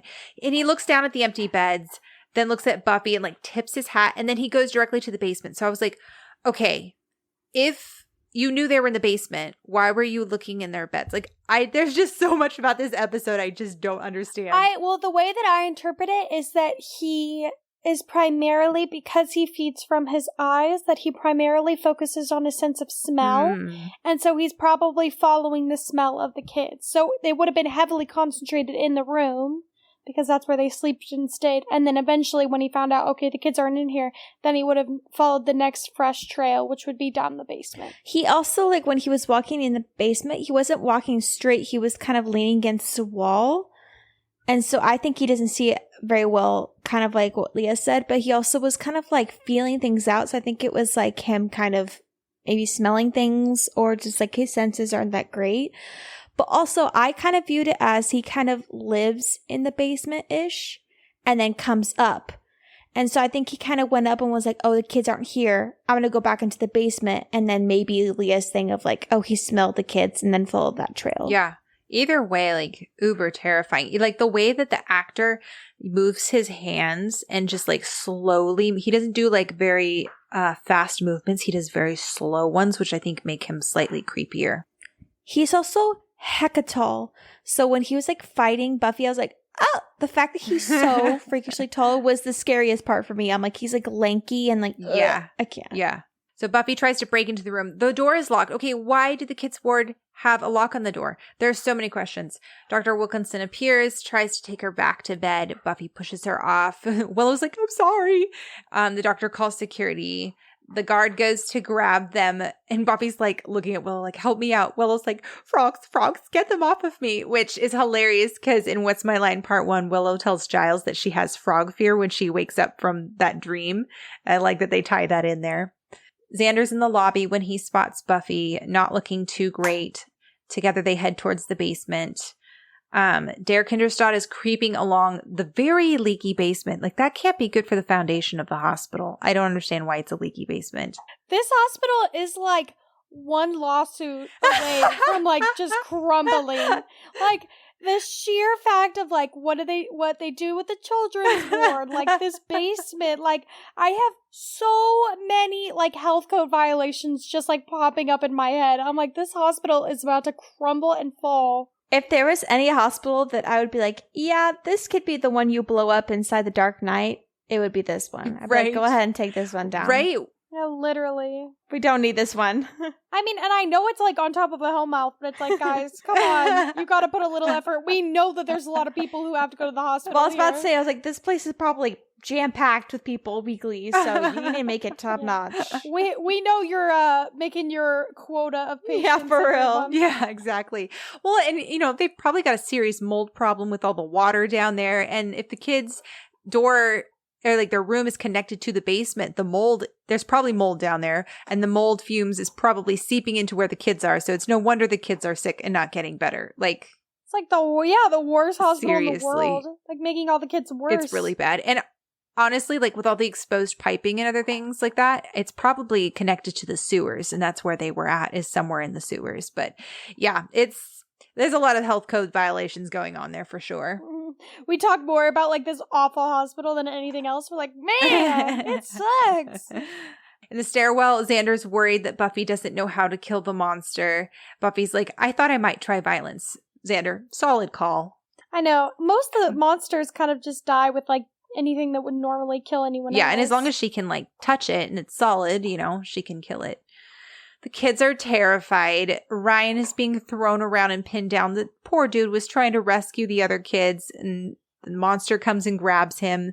This is terrifying. The monster has him pinned down and has like his eyeballs come out of his socket and attached to the kid's head.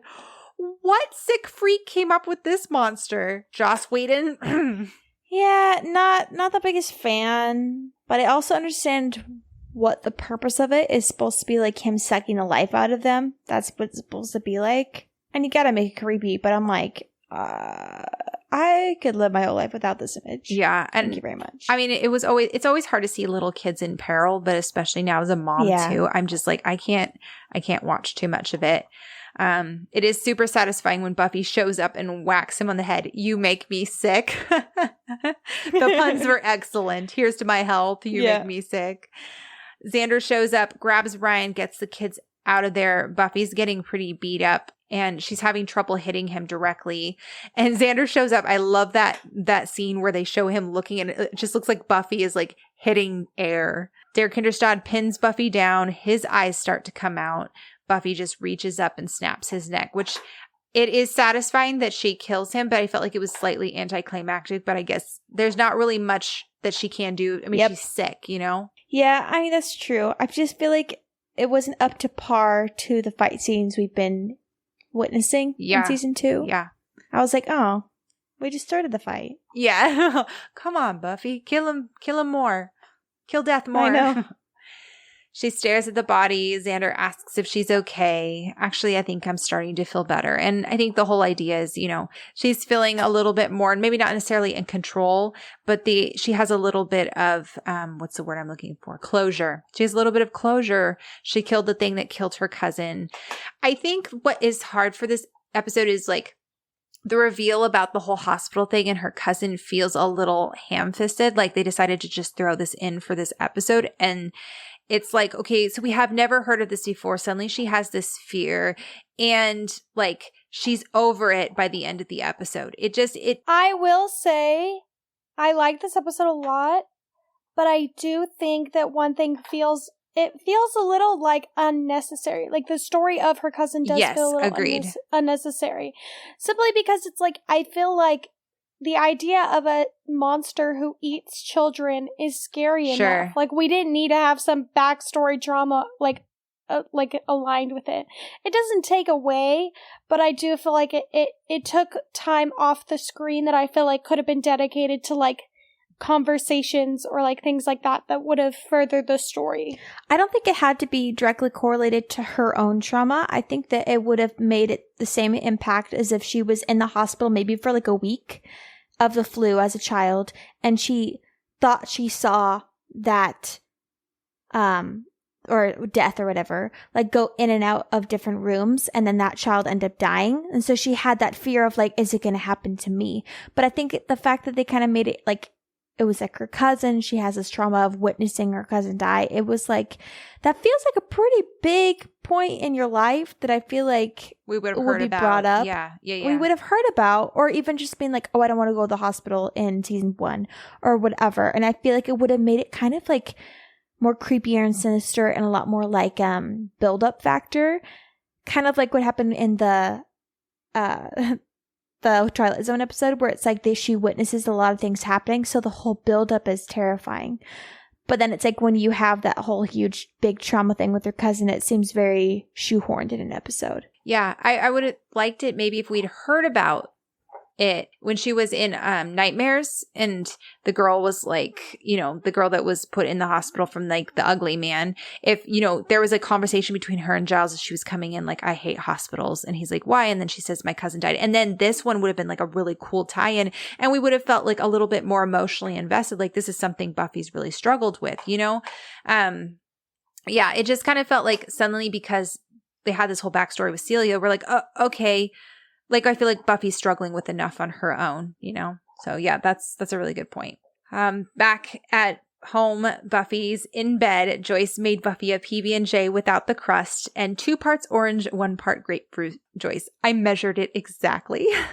They're trying to make Buffy as innocent and childlike as possible. There's a huge contrast between death and childhood innocence, as we've talked before. And I think, again, they're trying to show that like what Buffy does every day is deal with death, yet at the same time, she's still this innocent 17-year-old. The camera pans over to see Xander and Willow in bed with her as they watch TV. Buffy, oh, Mom, I wanted crunchy peanut butter. And I said extra jelly, which is very, like, my 5-year-old does this all the time. But it's also, like, I think it's funny that, like, Joyce is taking care of, like, not only Buffy, but also, like, Xander and Willow. And Willow even has that line where she's like, it's just because I'm comfortable. It's a very cute scene. Yeah. And Xander's like, oh. And another bag of cheesy chips. And she's like, you ate the last one. He's like, nah, there's another bag hidden behind the raisins. I will say, though, this scene feels very reminiscent of season 1 when they would usually end on like a happier note. Like we haven't had an episode that ends on a really like happy gang note in a while. Yeah, seeing them do like just normal stuff. I think it's needed to see those kinds of things. Your mom's trying to bogart on the cheesy chips. What's that all about? And Joyce is like breathing in like long-suffering sigh. I'm on it. Joyce comes back in with a card from the mail. She says it's from Ryan. He has a new drawing of Buffy standing over a bloody Der Kinderstad. Oh, he drew you a picture. How nice. It's an enjoyable episode to just kind of watch as just like episode candy. Like, it's just fun, except for, the children that are dying. But it's got some like really great character moments and stuff. But I do think it is a weaker episode when it comes to like the season as a whole. I will say, though, it is nice having an episode that is not so heavy on Buffy and Angel, because it's like sometimes we do need a breather, especially after an episode like Passion. Yeah, totally. Yeah, I love the insights we get into Cordelia, into Xander, and Cordelia especially, I think, is just phenomenal. Really, really good in this episode. But, yep. All right, so that's Killed by Death. Hopefully you guys enjoyed it. Please let us know what you guys think of it. Let us know whether you think Der Kinderstadt is the creepiest monster we've seen yet. And I'm curious if any of you saw this episode as a kid, if it gave you nightmares, because I feel like if I had seen it as a kid, it definitely would have given me some bad dreams. Let us know what you guys think of the themes. Do you enjoy this episode, or is it one that you normally skip on your rewatches? We want to know. As always, you guys can find us on Instagram at Becoming Buffy Podcast, or you can email us at becomingbuffypodcast@gmail.com. We love to hear from you guys. And don't forget to stick around for our spoiler section this week that is attached to this episode. And next week we will be on I Only Have Eyes for You. So with that, guys, we will see you next week.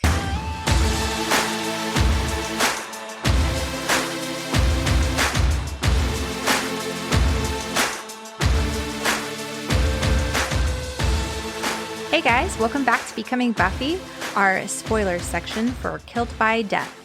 I think we talked about this in the spoiler-free section, but like, I really enjoy this episode as a standalone creepy episode, as one that I can just watch and be like, ooh, the villain is really terrifying and stuff. And I genuinely think that Der Kinderstadt is one of the most terrifying villains in all of the Buffyverse. What do you guys think? You know which other one he kind of reminds me of is the guy in season 7 who Gnarl. eats Willow's like skin. They kind of remind me of each other, but I think it's like him, and then there's another one that I can't remember, but like those ones I'd probably say are like top 3. I'd prefer to have my life sucked out through his eyeballs than be paralyzed and watch him like peel off my skin and then go be like I can't, I literally, and his like, he's green and all like, he crouches and sings, and he has like huge snout. Like the Gnarl is like, I can't. Like, I don't like the Gentleman either. Like I think they were horrifying to me the first like 3 times I watched the episode. And then as I've rewatched it, it's more of one of those, like, you kind of get used to their creepiness. And don't get me wrong, I don't want my heart, cut open and everything. That sounds we're picking from the worst of like the worst situations. Yes, but like my personal, I would not want to have the Gnarl, just because it's like you cannot move. Like that seems like horrifying. Like, oh my gosh, that's awful. Yeah, for me, the Gnarl is probably like the creepiest villain out of all 7 seasons. I know everyone talks about how creepy Hush is. For me, Hush isn't really that scary. I think it's just because you have that beautiful score, which is also really creepy. I don't know, maybe every time I watch it, I'm just so enamored by how well the filmmaking is, the cinematography and everything, and the lack of dialogue, that I'm not really thinking about how creepy it is. I understand in theory how it's kind of scary. They're floating, but yeah, I agree with you, Tabs. The Gnarl for me is by far the creepiest one, and then I think the second most creepy is Der Kinderstadt. I agree. This would be a great time to tell you all that this is the spoiler section. There will be spoilers for all 7 seasons. It's all good. They should know it by this point. This is like our 42nd episode that we've ever done. People should know the drill by now. Could you imagine some random person's like, hey, I'm going to click on this one, see what this is. What's a Gnarl? Oh yeah, what's a Gnarl? What do I have to look forward to in season 7? Don't worry, you will still be thoroughly creeped out by the time we get to season 7. But this is spoilers, obviously, for Buffy, but also for the show Angel. If we have already spoiled things for you in the first, 3 minutes. That's not our fault. That's on you. Exactly.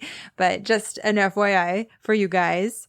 One of the things that I really was dying to talk about pretty much throughout the entire of the spoiler-free section was Normal again. And I know we mentioned, I think, in Ted. Yes. And a few others. Yeah. Mm-hmm. Take it away, Tabs. You say things a lot more eloquently than I do, so I'm just going to agree with all of your points. So you can go ahead. Okay, cool. We don't need to talk about it. Moving on. No, I was thinking a lot about how, like, you know, she's talking about vampires to Joyce, but then also Buffy's fear of hospitals and stuff. And I really, really wish that, I mean, obviously they did not have Normal Again in mind when they wrote this, but I really wish we'd had some mention of Celia, maybe when she was in Normal Again. Maybe we actually met her cousin or some, like in the alternate universe, like heard about something that happened traumatically with her cousin there. I wish that like, I think this kind of correlates a lot with Normal Again, though, just the fact that she's afraid of hospitals, like, and the fact that like she's talking about vampires, like her mom knows that she already like kind of deals with this kind of stuff. And like I said in the spoiler free section, this is the third time now that we've heard Buffy talk about vampires to her mom. And I think an argument can be made, and we'll get to this in Becoming Part 2, but I think an argument could be made that Joyce's response to Buffy saying, I'm a vampire slayer, could go either way, as in Joyce has never heard her say this before, or Joyce has heard her say this before.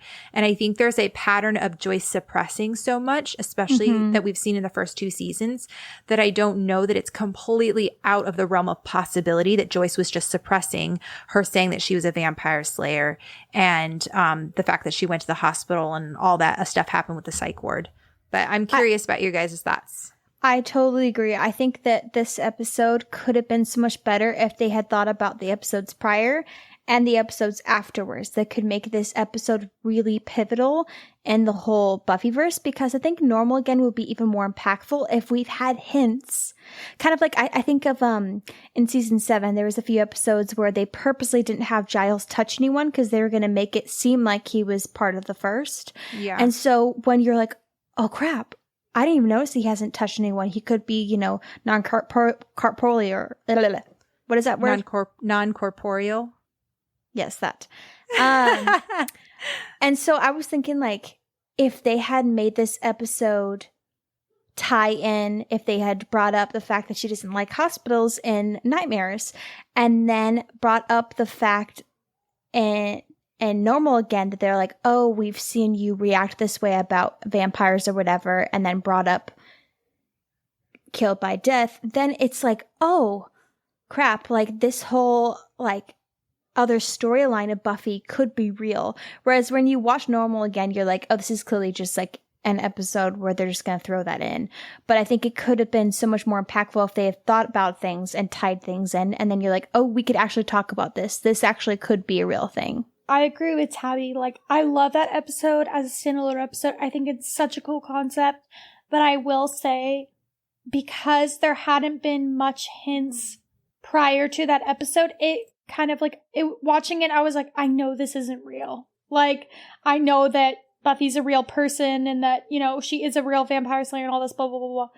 But if there had been little hints that I'd seen, I would have been like, oh, shoot. All that being said, this is not to grapple on Normal Again, but I will say I agree with both of you. This episode really, really reminded me of Normal Again. Just the creepy hospital vibes, the like the fact that Joyce is actually in it so much. Just like random stuff that I was like, feels very eerie. Yeah, and I think it does make sense if you think about it, like Joyce having Buffy committed, if Buffy's continuously bringing up this vampire stuff. And it would also kind of canonically make sense for Joyce to start suppressing if she's just like, I don't want to have her committed again. All right, I'm just going to pretend she didn't say that. But I think that, yeah, I agree with you. I think Normal Again should have had a little bit more hints, but I'm also thinking about in this episode too, I think there should have been more hints that Buffy didn't like hospitals. And I think that it would have been nice if they carried that over later on into future seasons and episodes, because like we spend a lot of time in the hospital in season 5 with Joyce, with all that stuff going on with her, and it's never really brought up again that Buffy hates hospitals. So the only conclusion that I can come to is that Buffy completely conquered her fear of hospitals after she killed Derek Hinderstad. But I wish like there was some like little mention of it, because it went from like this utterly traumatic thing that happened to Buffy when she was a child. Like, we're talking traumatic, to like never ever mentioned again in the entirety of the Buffyverse. It seems like such a point. Why put that in there? It seems pointless, you know?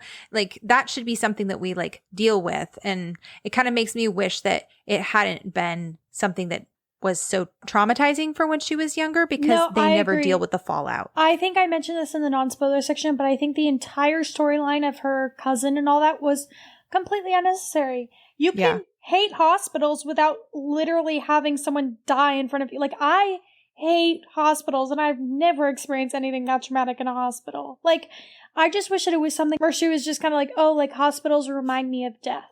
You know, or like, oh, I don't like needles or something. Like, it didn't have to be like, oh my gosh, I saw my cousin brutally murdered in front of me when I was a child. Like, it felt a little unnecessary and extreme, kind of like what Sarah was saying, for the fact that it just wasn't followed up after this episode. What is with this show and like throwing in traumatic events and then not dealing with the repercussions afterwards? I'm like, if you're going to go there, understand what you're opening up and give us some resolution and or some consistency in the show, because this is not just like some like random thing that's like, oh, that was a little bit horrifying, but it was like, if I experienced that, like, I would never ever want to step foot in a hospital. I would have to go to therapy. Like, there's so many things that you would have to do, and it's like, come on, show, know what you're putting out there and realize what it's gonna have to take to like talk about it and deal with it.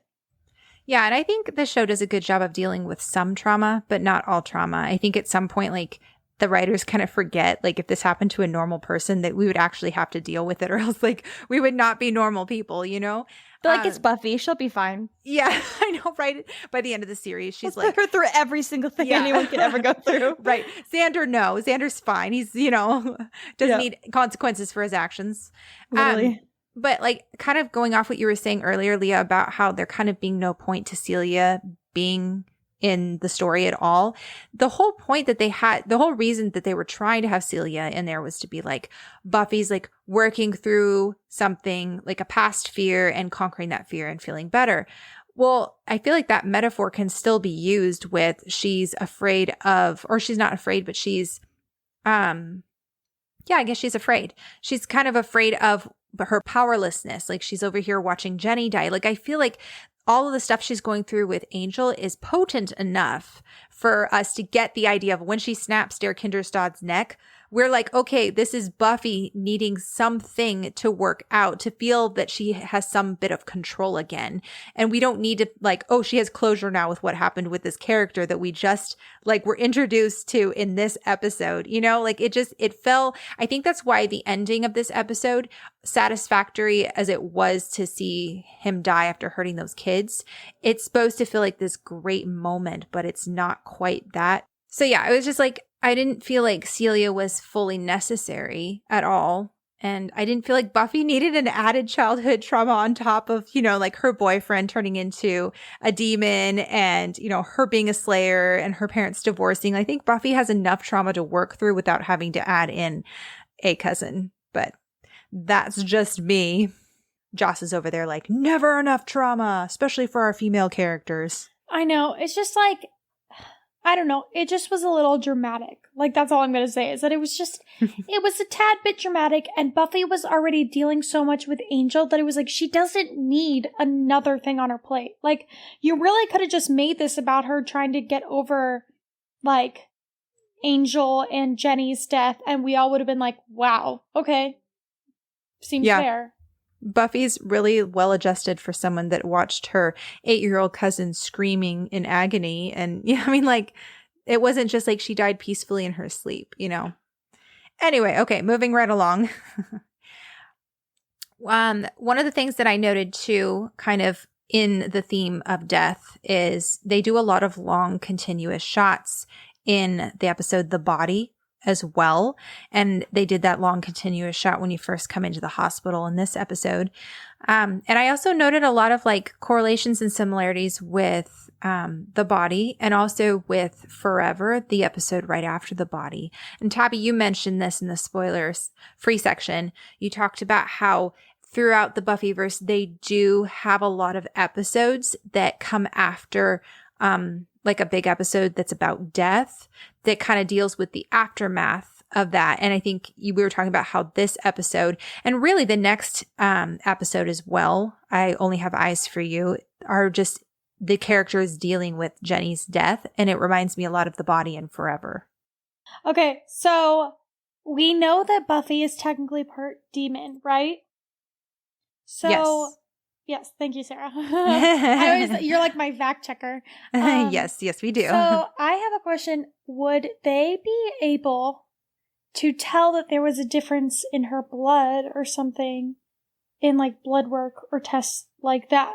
Because she is technically part demon. Would that change anything? So my guess is probably no, simply because the doctors are they're not like running blood work tests. They're only giving her an IV. And since she is human, her body responds just fine to human blood if she needed a transfusion or whatever. No, I mean like, if they actually tested her blood, like would they be able you're to, asking like, hypothetically? Yeah, hypothetically. Because I Gotcha. don't think that they would find anything, because they'd have to actually like test and like they weren't doing tests, they were just taking it like, so, but I think that like, I don't know, I just like there might be something different about her blood. There might be, but I feel like in season 7, they don't explicitly say she's part demon. They say she has the essence of demon. Yeah, but also, isn't there something special about Slayer's blood? Like, don't they mention that multiple times that like vampires like crave Slayer's Yeah, it's like an blood? aphrodisiac or something like that. Yeah, there's something like super alluring about Slayer's blood. Yeah, I don't know. That's a really good question. It's quite possible that if they actually like somebody was to like draw her blood and study it, that it would look different than regular human blood, on top of the fact that she's got superhuman strength. So her cells probably heal faster than regular cells. Like, and so it wouldn't be a huge stretch to think that her blood behaved differently as well.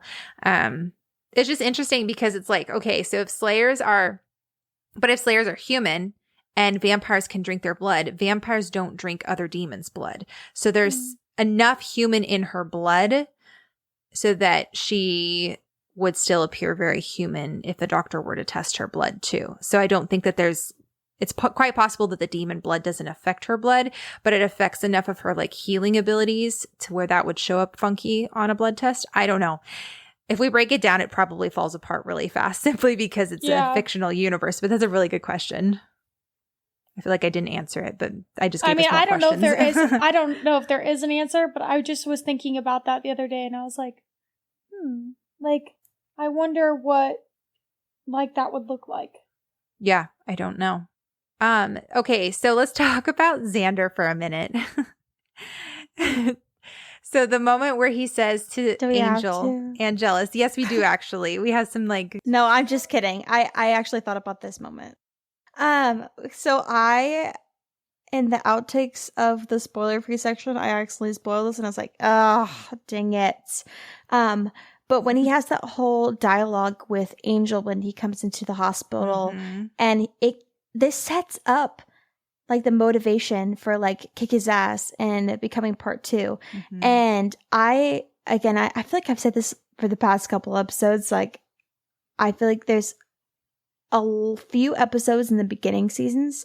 There's maybe like 3 or 4 that I've only seen like twice, maybe 3 times, but it's been a long time. I usually skip them on my rewatches. And so this episode, I just forgot so many details about it. So when they talked, I was like, oh my gosh, like this makes that, not that ending scene or that scene in becoming part 2 wasn't like unwarranted, because we definitely see him loathing Angel for a while. But I feel like especially this episode was like a nail in the coffin where he was like, I hate this dude with everything in me. But it's like, this feels like a conversation where he's like, oh, I must kill you that I got there first. It feels like a current boyfriend talking to a ex-boyfriend. Oh, yeah. And I'm like, why is Xander getting so angry about this when he's dating somebody? I'm just like, you have no reason to feel jealous. I just like, he's such a boy, but I don't know. I do appreciate the dialogue only because it makes becoming part 2, especially since they're only like 3 episodes away, it makes it even more like, of course, like it makes sense. I like that they put it in there though. I thought it was so interesting how he was like, you're gonna die and I'm gonna be there. It was kind of like foreshadowing to the fact that like he literally is the reason why he dies. Like, because of him, Angel never gets saved, in this season, obviously. Not to spoil anything for anyone. I mean, but it like, is the spoiler no, section. I know, That's I'm what totally we do kidding. here. But I just mean like, it's just so funny because like, I don't think in this moment he means like, I'm going to make it happen, but he really makes it happen, you know? Yeah. No, that's a good point. It also kind of was like a little bit eye-opening for me when I saw it, because I forget about this interaction a lot. And I was like, did Xander not tell Buffy about Willow's spell because he's angry that Angel slept with her first? Is that, it kind of changes a little bit of his motivations in becoming part 2, instead of like, oh, I just hate Angel. I think that's definitely part of it.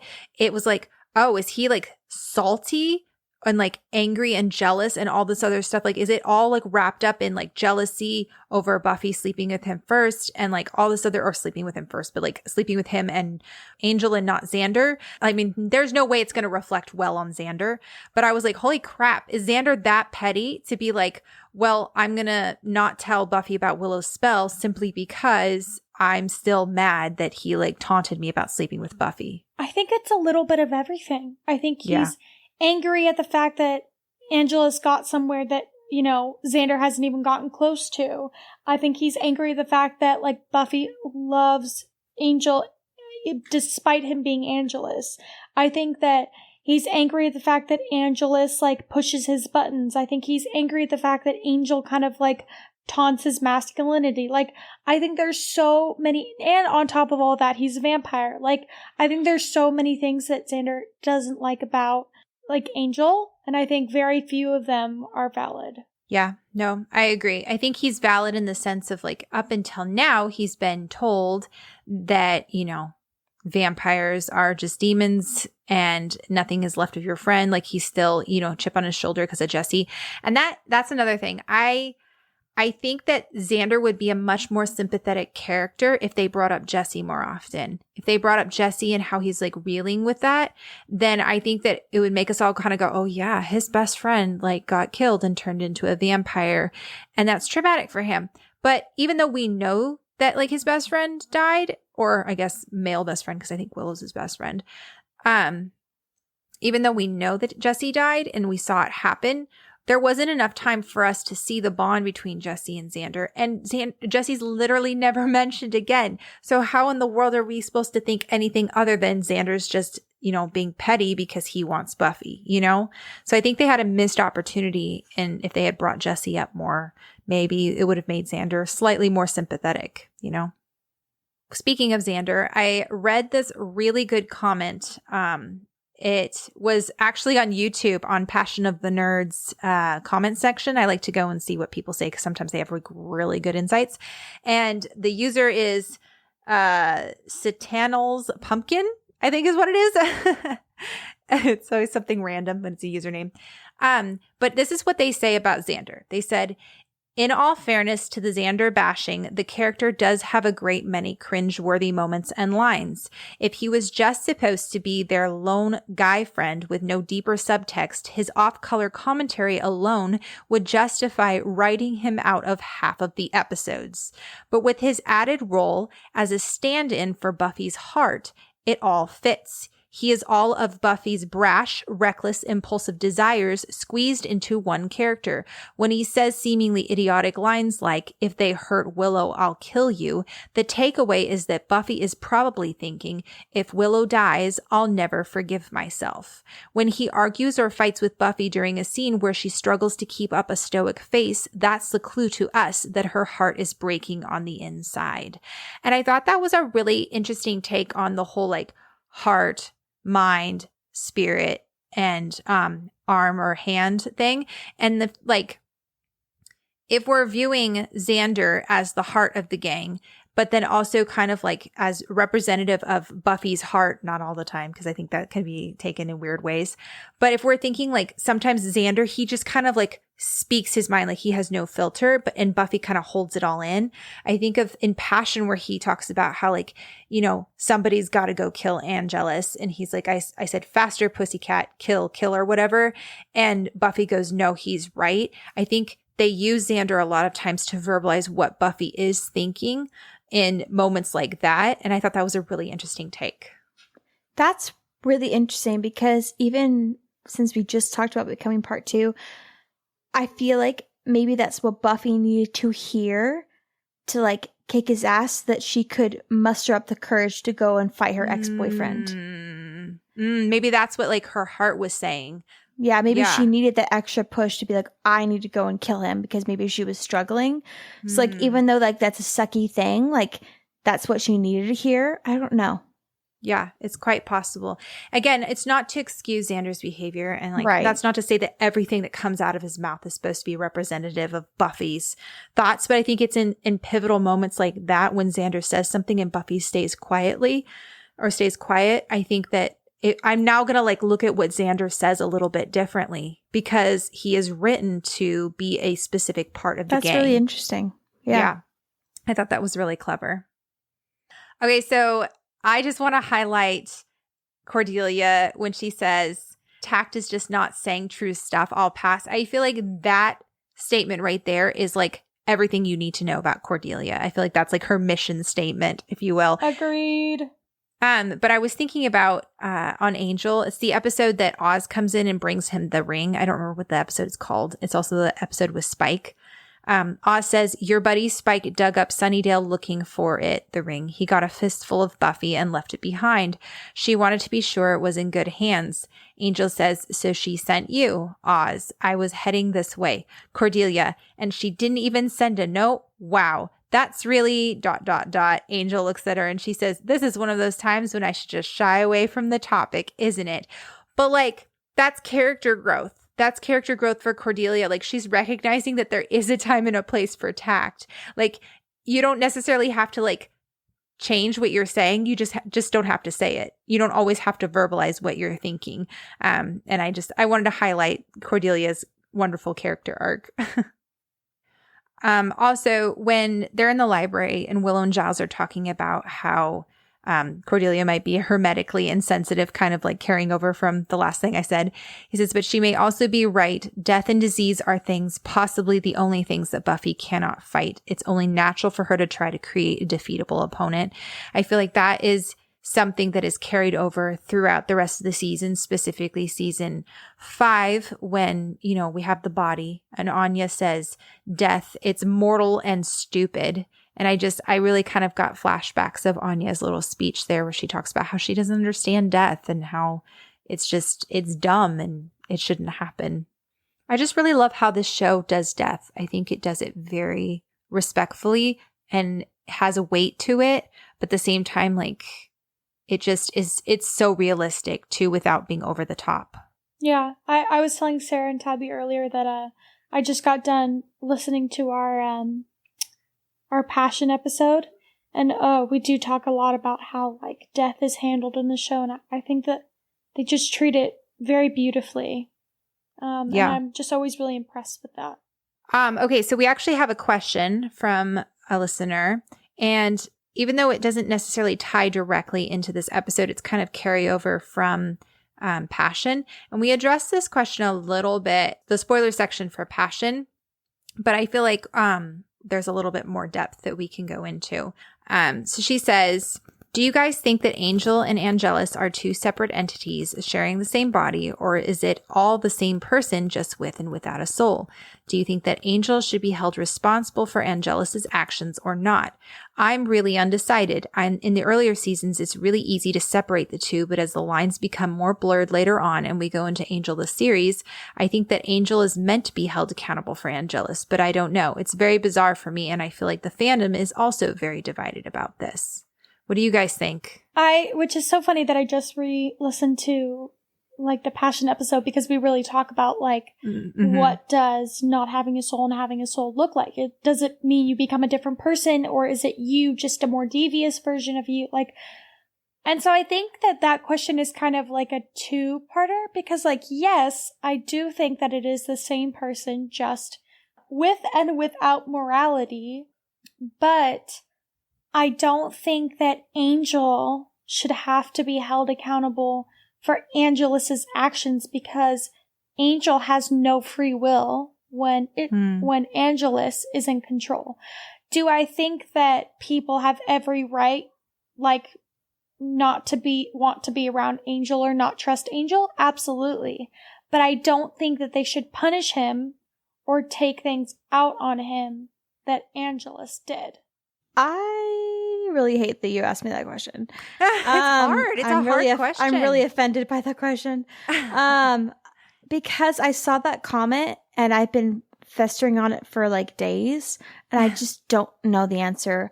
Only because I have an answer that I tend to lean towards, but the show is so inconsistent with that answer. And so it makes it so hard as a fan to like watch the show and see it handled differently with two different characters. Like they really just had a favorite when it came to it, and they just were not consistent when it came to like past stuff, when it came to Ensouled Spike and Ensouled Angel, and then going about their redemption very differently. And it's like I think Angel and Angelus are the same person. I think even Angel would agree with that. Like even in Doppelgangland, he talks about how he kind of like alludes to the fact that the personality is the same, just without a soul when it came to Vampire Willow. And so I think that even if you look at like in Passion, Willow says like, you're still all that he thinks about. Like Angel and Angelus are both obsessed with Buffy, but just for very different reasons. They have the same personality, same tendencies, just Angelus has zero remorse, zero humanity, everything that is awful about what Angel could allow himself to be. Angel has a soul, therefore he has a conscience and morals, so he feels guilty about it. I think a lot of it he puts it on himself, but it's also because he has a curse, so he doesn't allow himself to move on from his past. Do I think he should allow himself to feel that much? No, but I think he has to, because he's so scared of not having, or of having a moment of happiness and then going back to Angelus. But then you look at Spike and it's completely different. So I don't know. I go back and forth. I want to say they're the same only because I see that very much so in Angel and Angelus, because I think, oh my gosh, I'm really decided to murder everyone's, opinion of me today. But like, I really feel like Angel and Angelus' character is way more three-dimensional sometimes than Spike. And this is coming from somebody who loves Spike. Don't get me wrong. I think he's so funny. I really enjoy him on my screen. Like, I really love Spike so much. I just think that there's very few differences between Ensouled and soulless Spike. And so I think it becomes very confusing with that question when you look at both of them differently. So I think that, and Leah makes a really good point. She goes, I think that we need to look at Spike and Angel separately, and when we're asking this question, because the more that I watch the show and the more I'm discussing this, and again, I think this is going to be one of those questions that we're going to be asking for the rest of the time that we do the Buffy podcast. I think we're going to be talking about, okay, what does it look like? What is their interpretation in this episode? What's going on? I think that the conclusion I'm coming to is that personality and who they were before they were turned and character and all this other stuff has a lot to do with who they become as a vampire afterwards. And so I think that instead of there being a very blanket statement of all vampires look like this when they're turned, it should really be more nuanced than that, because it's like, well, we see that different vampires have different personalities. So of course, and obviously there's definitely like worse vampires than other vampires. So that wouldn't that mean that there are some vampires that are better than other vampires? What about like morally gray, ambiguous vampires? So I think like when we're asking this question, and Leah even said this too, like I think we need to not look at Spike and soulless and versus unsouled Spike and just look at Angelus and say, okay, what is the show trying to tell us about Angel and Angelus and what's going on with him? So I think that might help clear things up a little bit if you just only focus on him. You know what I mean? Yeah.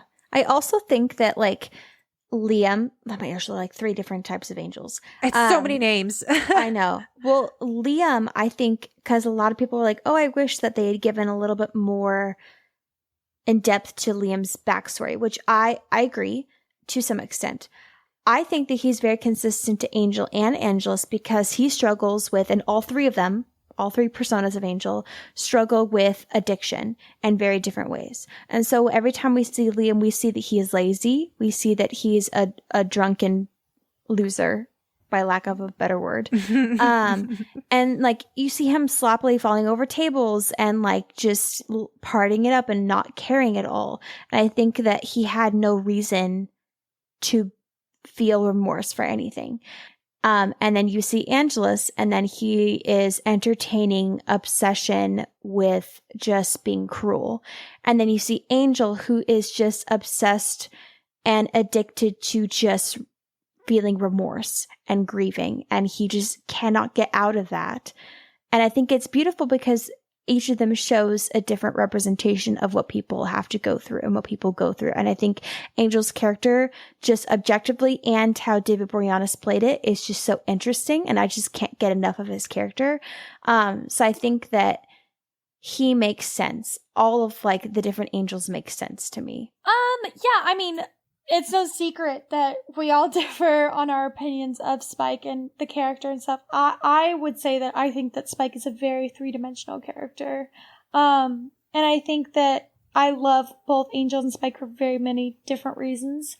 And I think that it makes even more sense why they react so differently when they get their souls, because they are different people and because they both react like accurately to their character and their personality. Sure. So I feel like it makes even more sense to what I was saying before, just kind of saying like, I think that it's the same person just with and without morality and free will, pretty much. Yeah. No, I think that's consistent. I'm sorry if this was confusing. Wasn't saying that I don't think that Spike isn't a 3-dimensional character. I just personally think that Angel is more so and is better written. In my opinion, I think that Liam, I would agree Angelus, with that. and Angel are all so consistent and just are so interesting to me, and they represent them. And I think that having a character that represents such different types of addiction as the same person is just genius. And so, like, I'm not at all saying that I don't think Spike is a 3-dimensional character. I think like William, Spike, Ensouled Spike, and Soulless Spike are very interesting as well. I just think that like Ensouled and Soulless Spike kind of are in more gray, meld together type area. I would say that because I love the fact that Spike is a more gray character. I think that's what intrigues me to him. Personally, I am more interested in a character like Spike than I am with Angel. I think Angel's amazing and I love him and Buffy together. He's one of my favorite characters. I just personally like Spike more.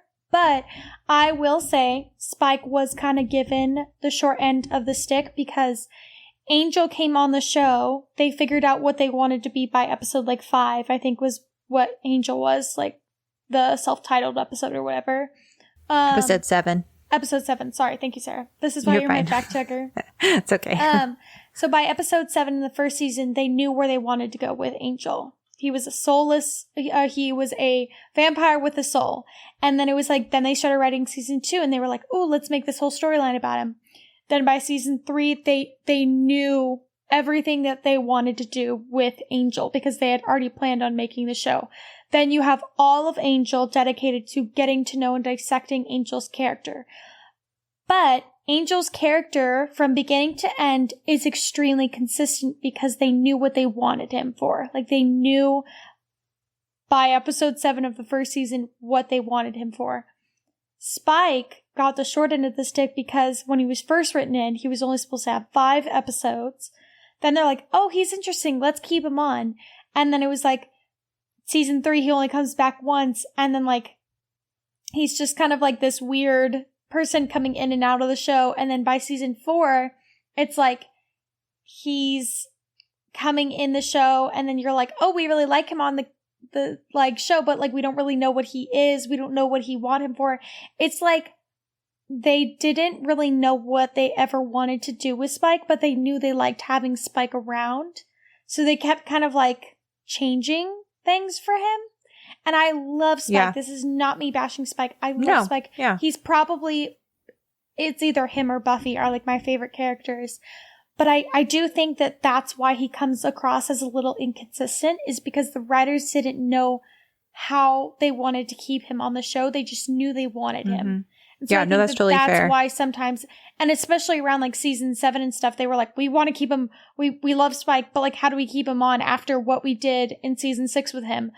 Like, let's give him a soul. Like, it's just like, you can tell there was a bit of a rush. But I still love him. No, I like 1000% like see what you're saying, Leah. I think that I'm saying the same thing, but I'm more focusing on Angel. And so what I'm saying is like, and you guys will see when we get more into the season 4 Spike and season 5 Spike, like I love his character. I'm just saying that like the writers just kind of screwed his character over, and they could have done so many more things because he is a very interesting character. Yeah, I'm just saying that they did a better job with Angel and making him a lot more consistent and detailed. Yeah, no, I think those are really good points. And I totally agree with you, Leah. I think it all came down to they didn't really know what to do with Spike, and they didn't know how to carry him forward. And especially after everything that happened in season 6, it was like, okay, we want to give him a soul, but then they also didn't want to lose the edge that he did have. And that was, they kind of backed themselves into a corner because they wanted to make a difference between sold and unsold Spike, but they couldn't do too much of a drastic one or else people wouldn't like the character as much. So they really were kind of in like a weird position and weird place. And then, you know, season 7, I think could have been more tightly written to kind of give us more opportunity to see Spike wrestling with his soul. I feel like there was like, you know, 2 episodes, 3 episodes, and then that was kind of, and then we moved on from there.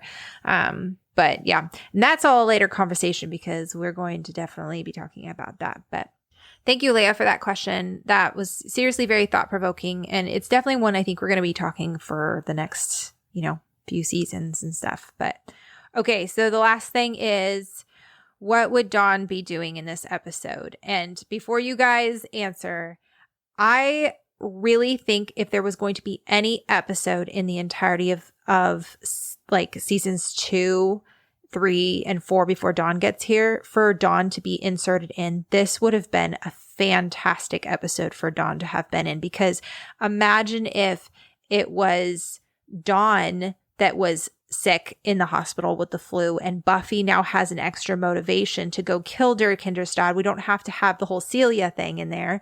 And then I also think that Dawn would have definitely have been sneaking into the hospital and helping kids escape. Like, I just think that this would have been a really cool episode to have Dawn in. I didn't even think about that. And the fact that she'd be so much younger. Right? She kind of qualifies a kid. But I also think that like, I could see Dawn kind of making fun of the fact that like Buffy got sick, because she's like, oh my gosh, I always get sick. You finally get sick. And then like ends up catching it from Buffy. Like, I think that'd be so funny. Or like trying to sneak into the hospital, hang out with Xander, who's like, you know, guarding and stuff. And she's like falling asleep. I can just imagine her trying to make everything about herself when Buffy is like literally dying. It's like, Buffy isn't that bad. Yeah. I get the flu all the time. Yeah. I like, the more I was thinking about it, I was like, dang it. Like, I really wish we would have had an episode like this. I could see little glimpses of like tiny Dawn trying to rescue the kids and help them out, and like, or even trying to help Buffy when she isn't feeling super great and stuff. I think it would have been a really cool episode to see her in, but it's okay. Shoulda, woulda, coulda. Well, I think that's everything. Not as long of an episode this time around, but don't worry, because next week we have so much to talk about in I Only Have Eyes for You. We have our friend Destiny with us. We've already recorded it, and it's just fantastic. We have some really good dialogue, and I have really like a newfound appreciation for that episode. So I'm really excited about it. But you guys can let us know your thoughts on this episode. You can find us on Instagram at Becoming Buffy Podcast. You can email us at becomingbuffypodcast@gmail.com. Definitely let us know what you guys think Dawn would be doing in this episode, if you think this would have been a great episode for her to be in. Let us know what demon you think is the creepiest in the entire Buffyverse, if Dirk Hinderstad is at the top of your list. And as always, we always want to hear your opinions on the Angel versus Angelus debate, because I think that is highly intriguing. So anyway, let us know, and we will see you guys next week for I Only Have Eyes for You.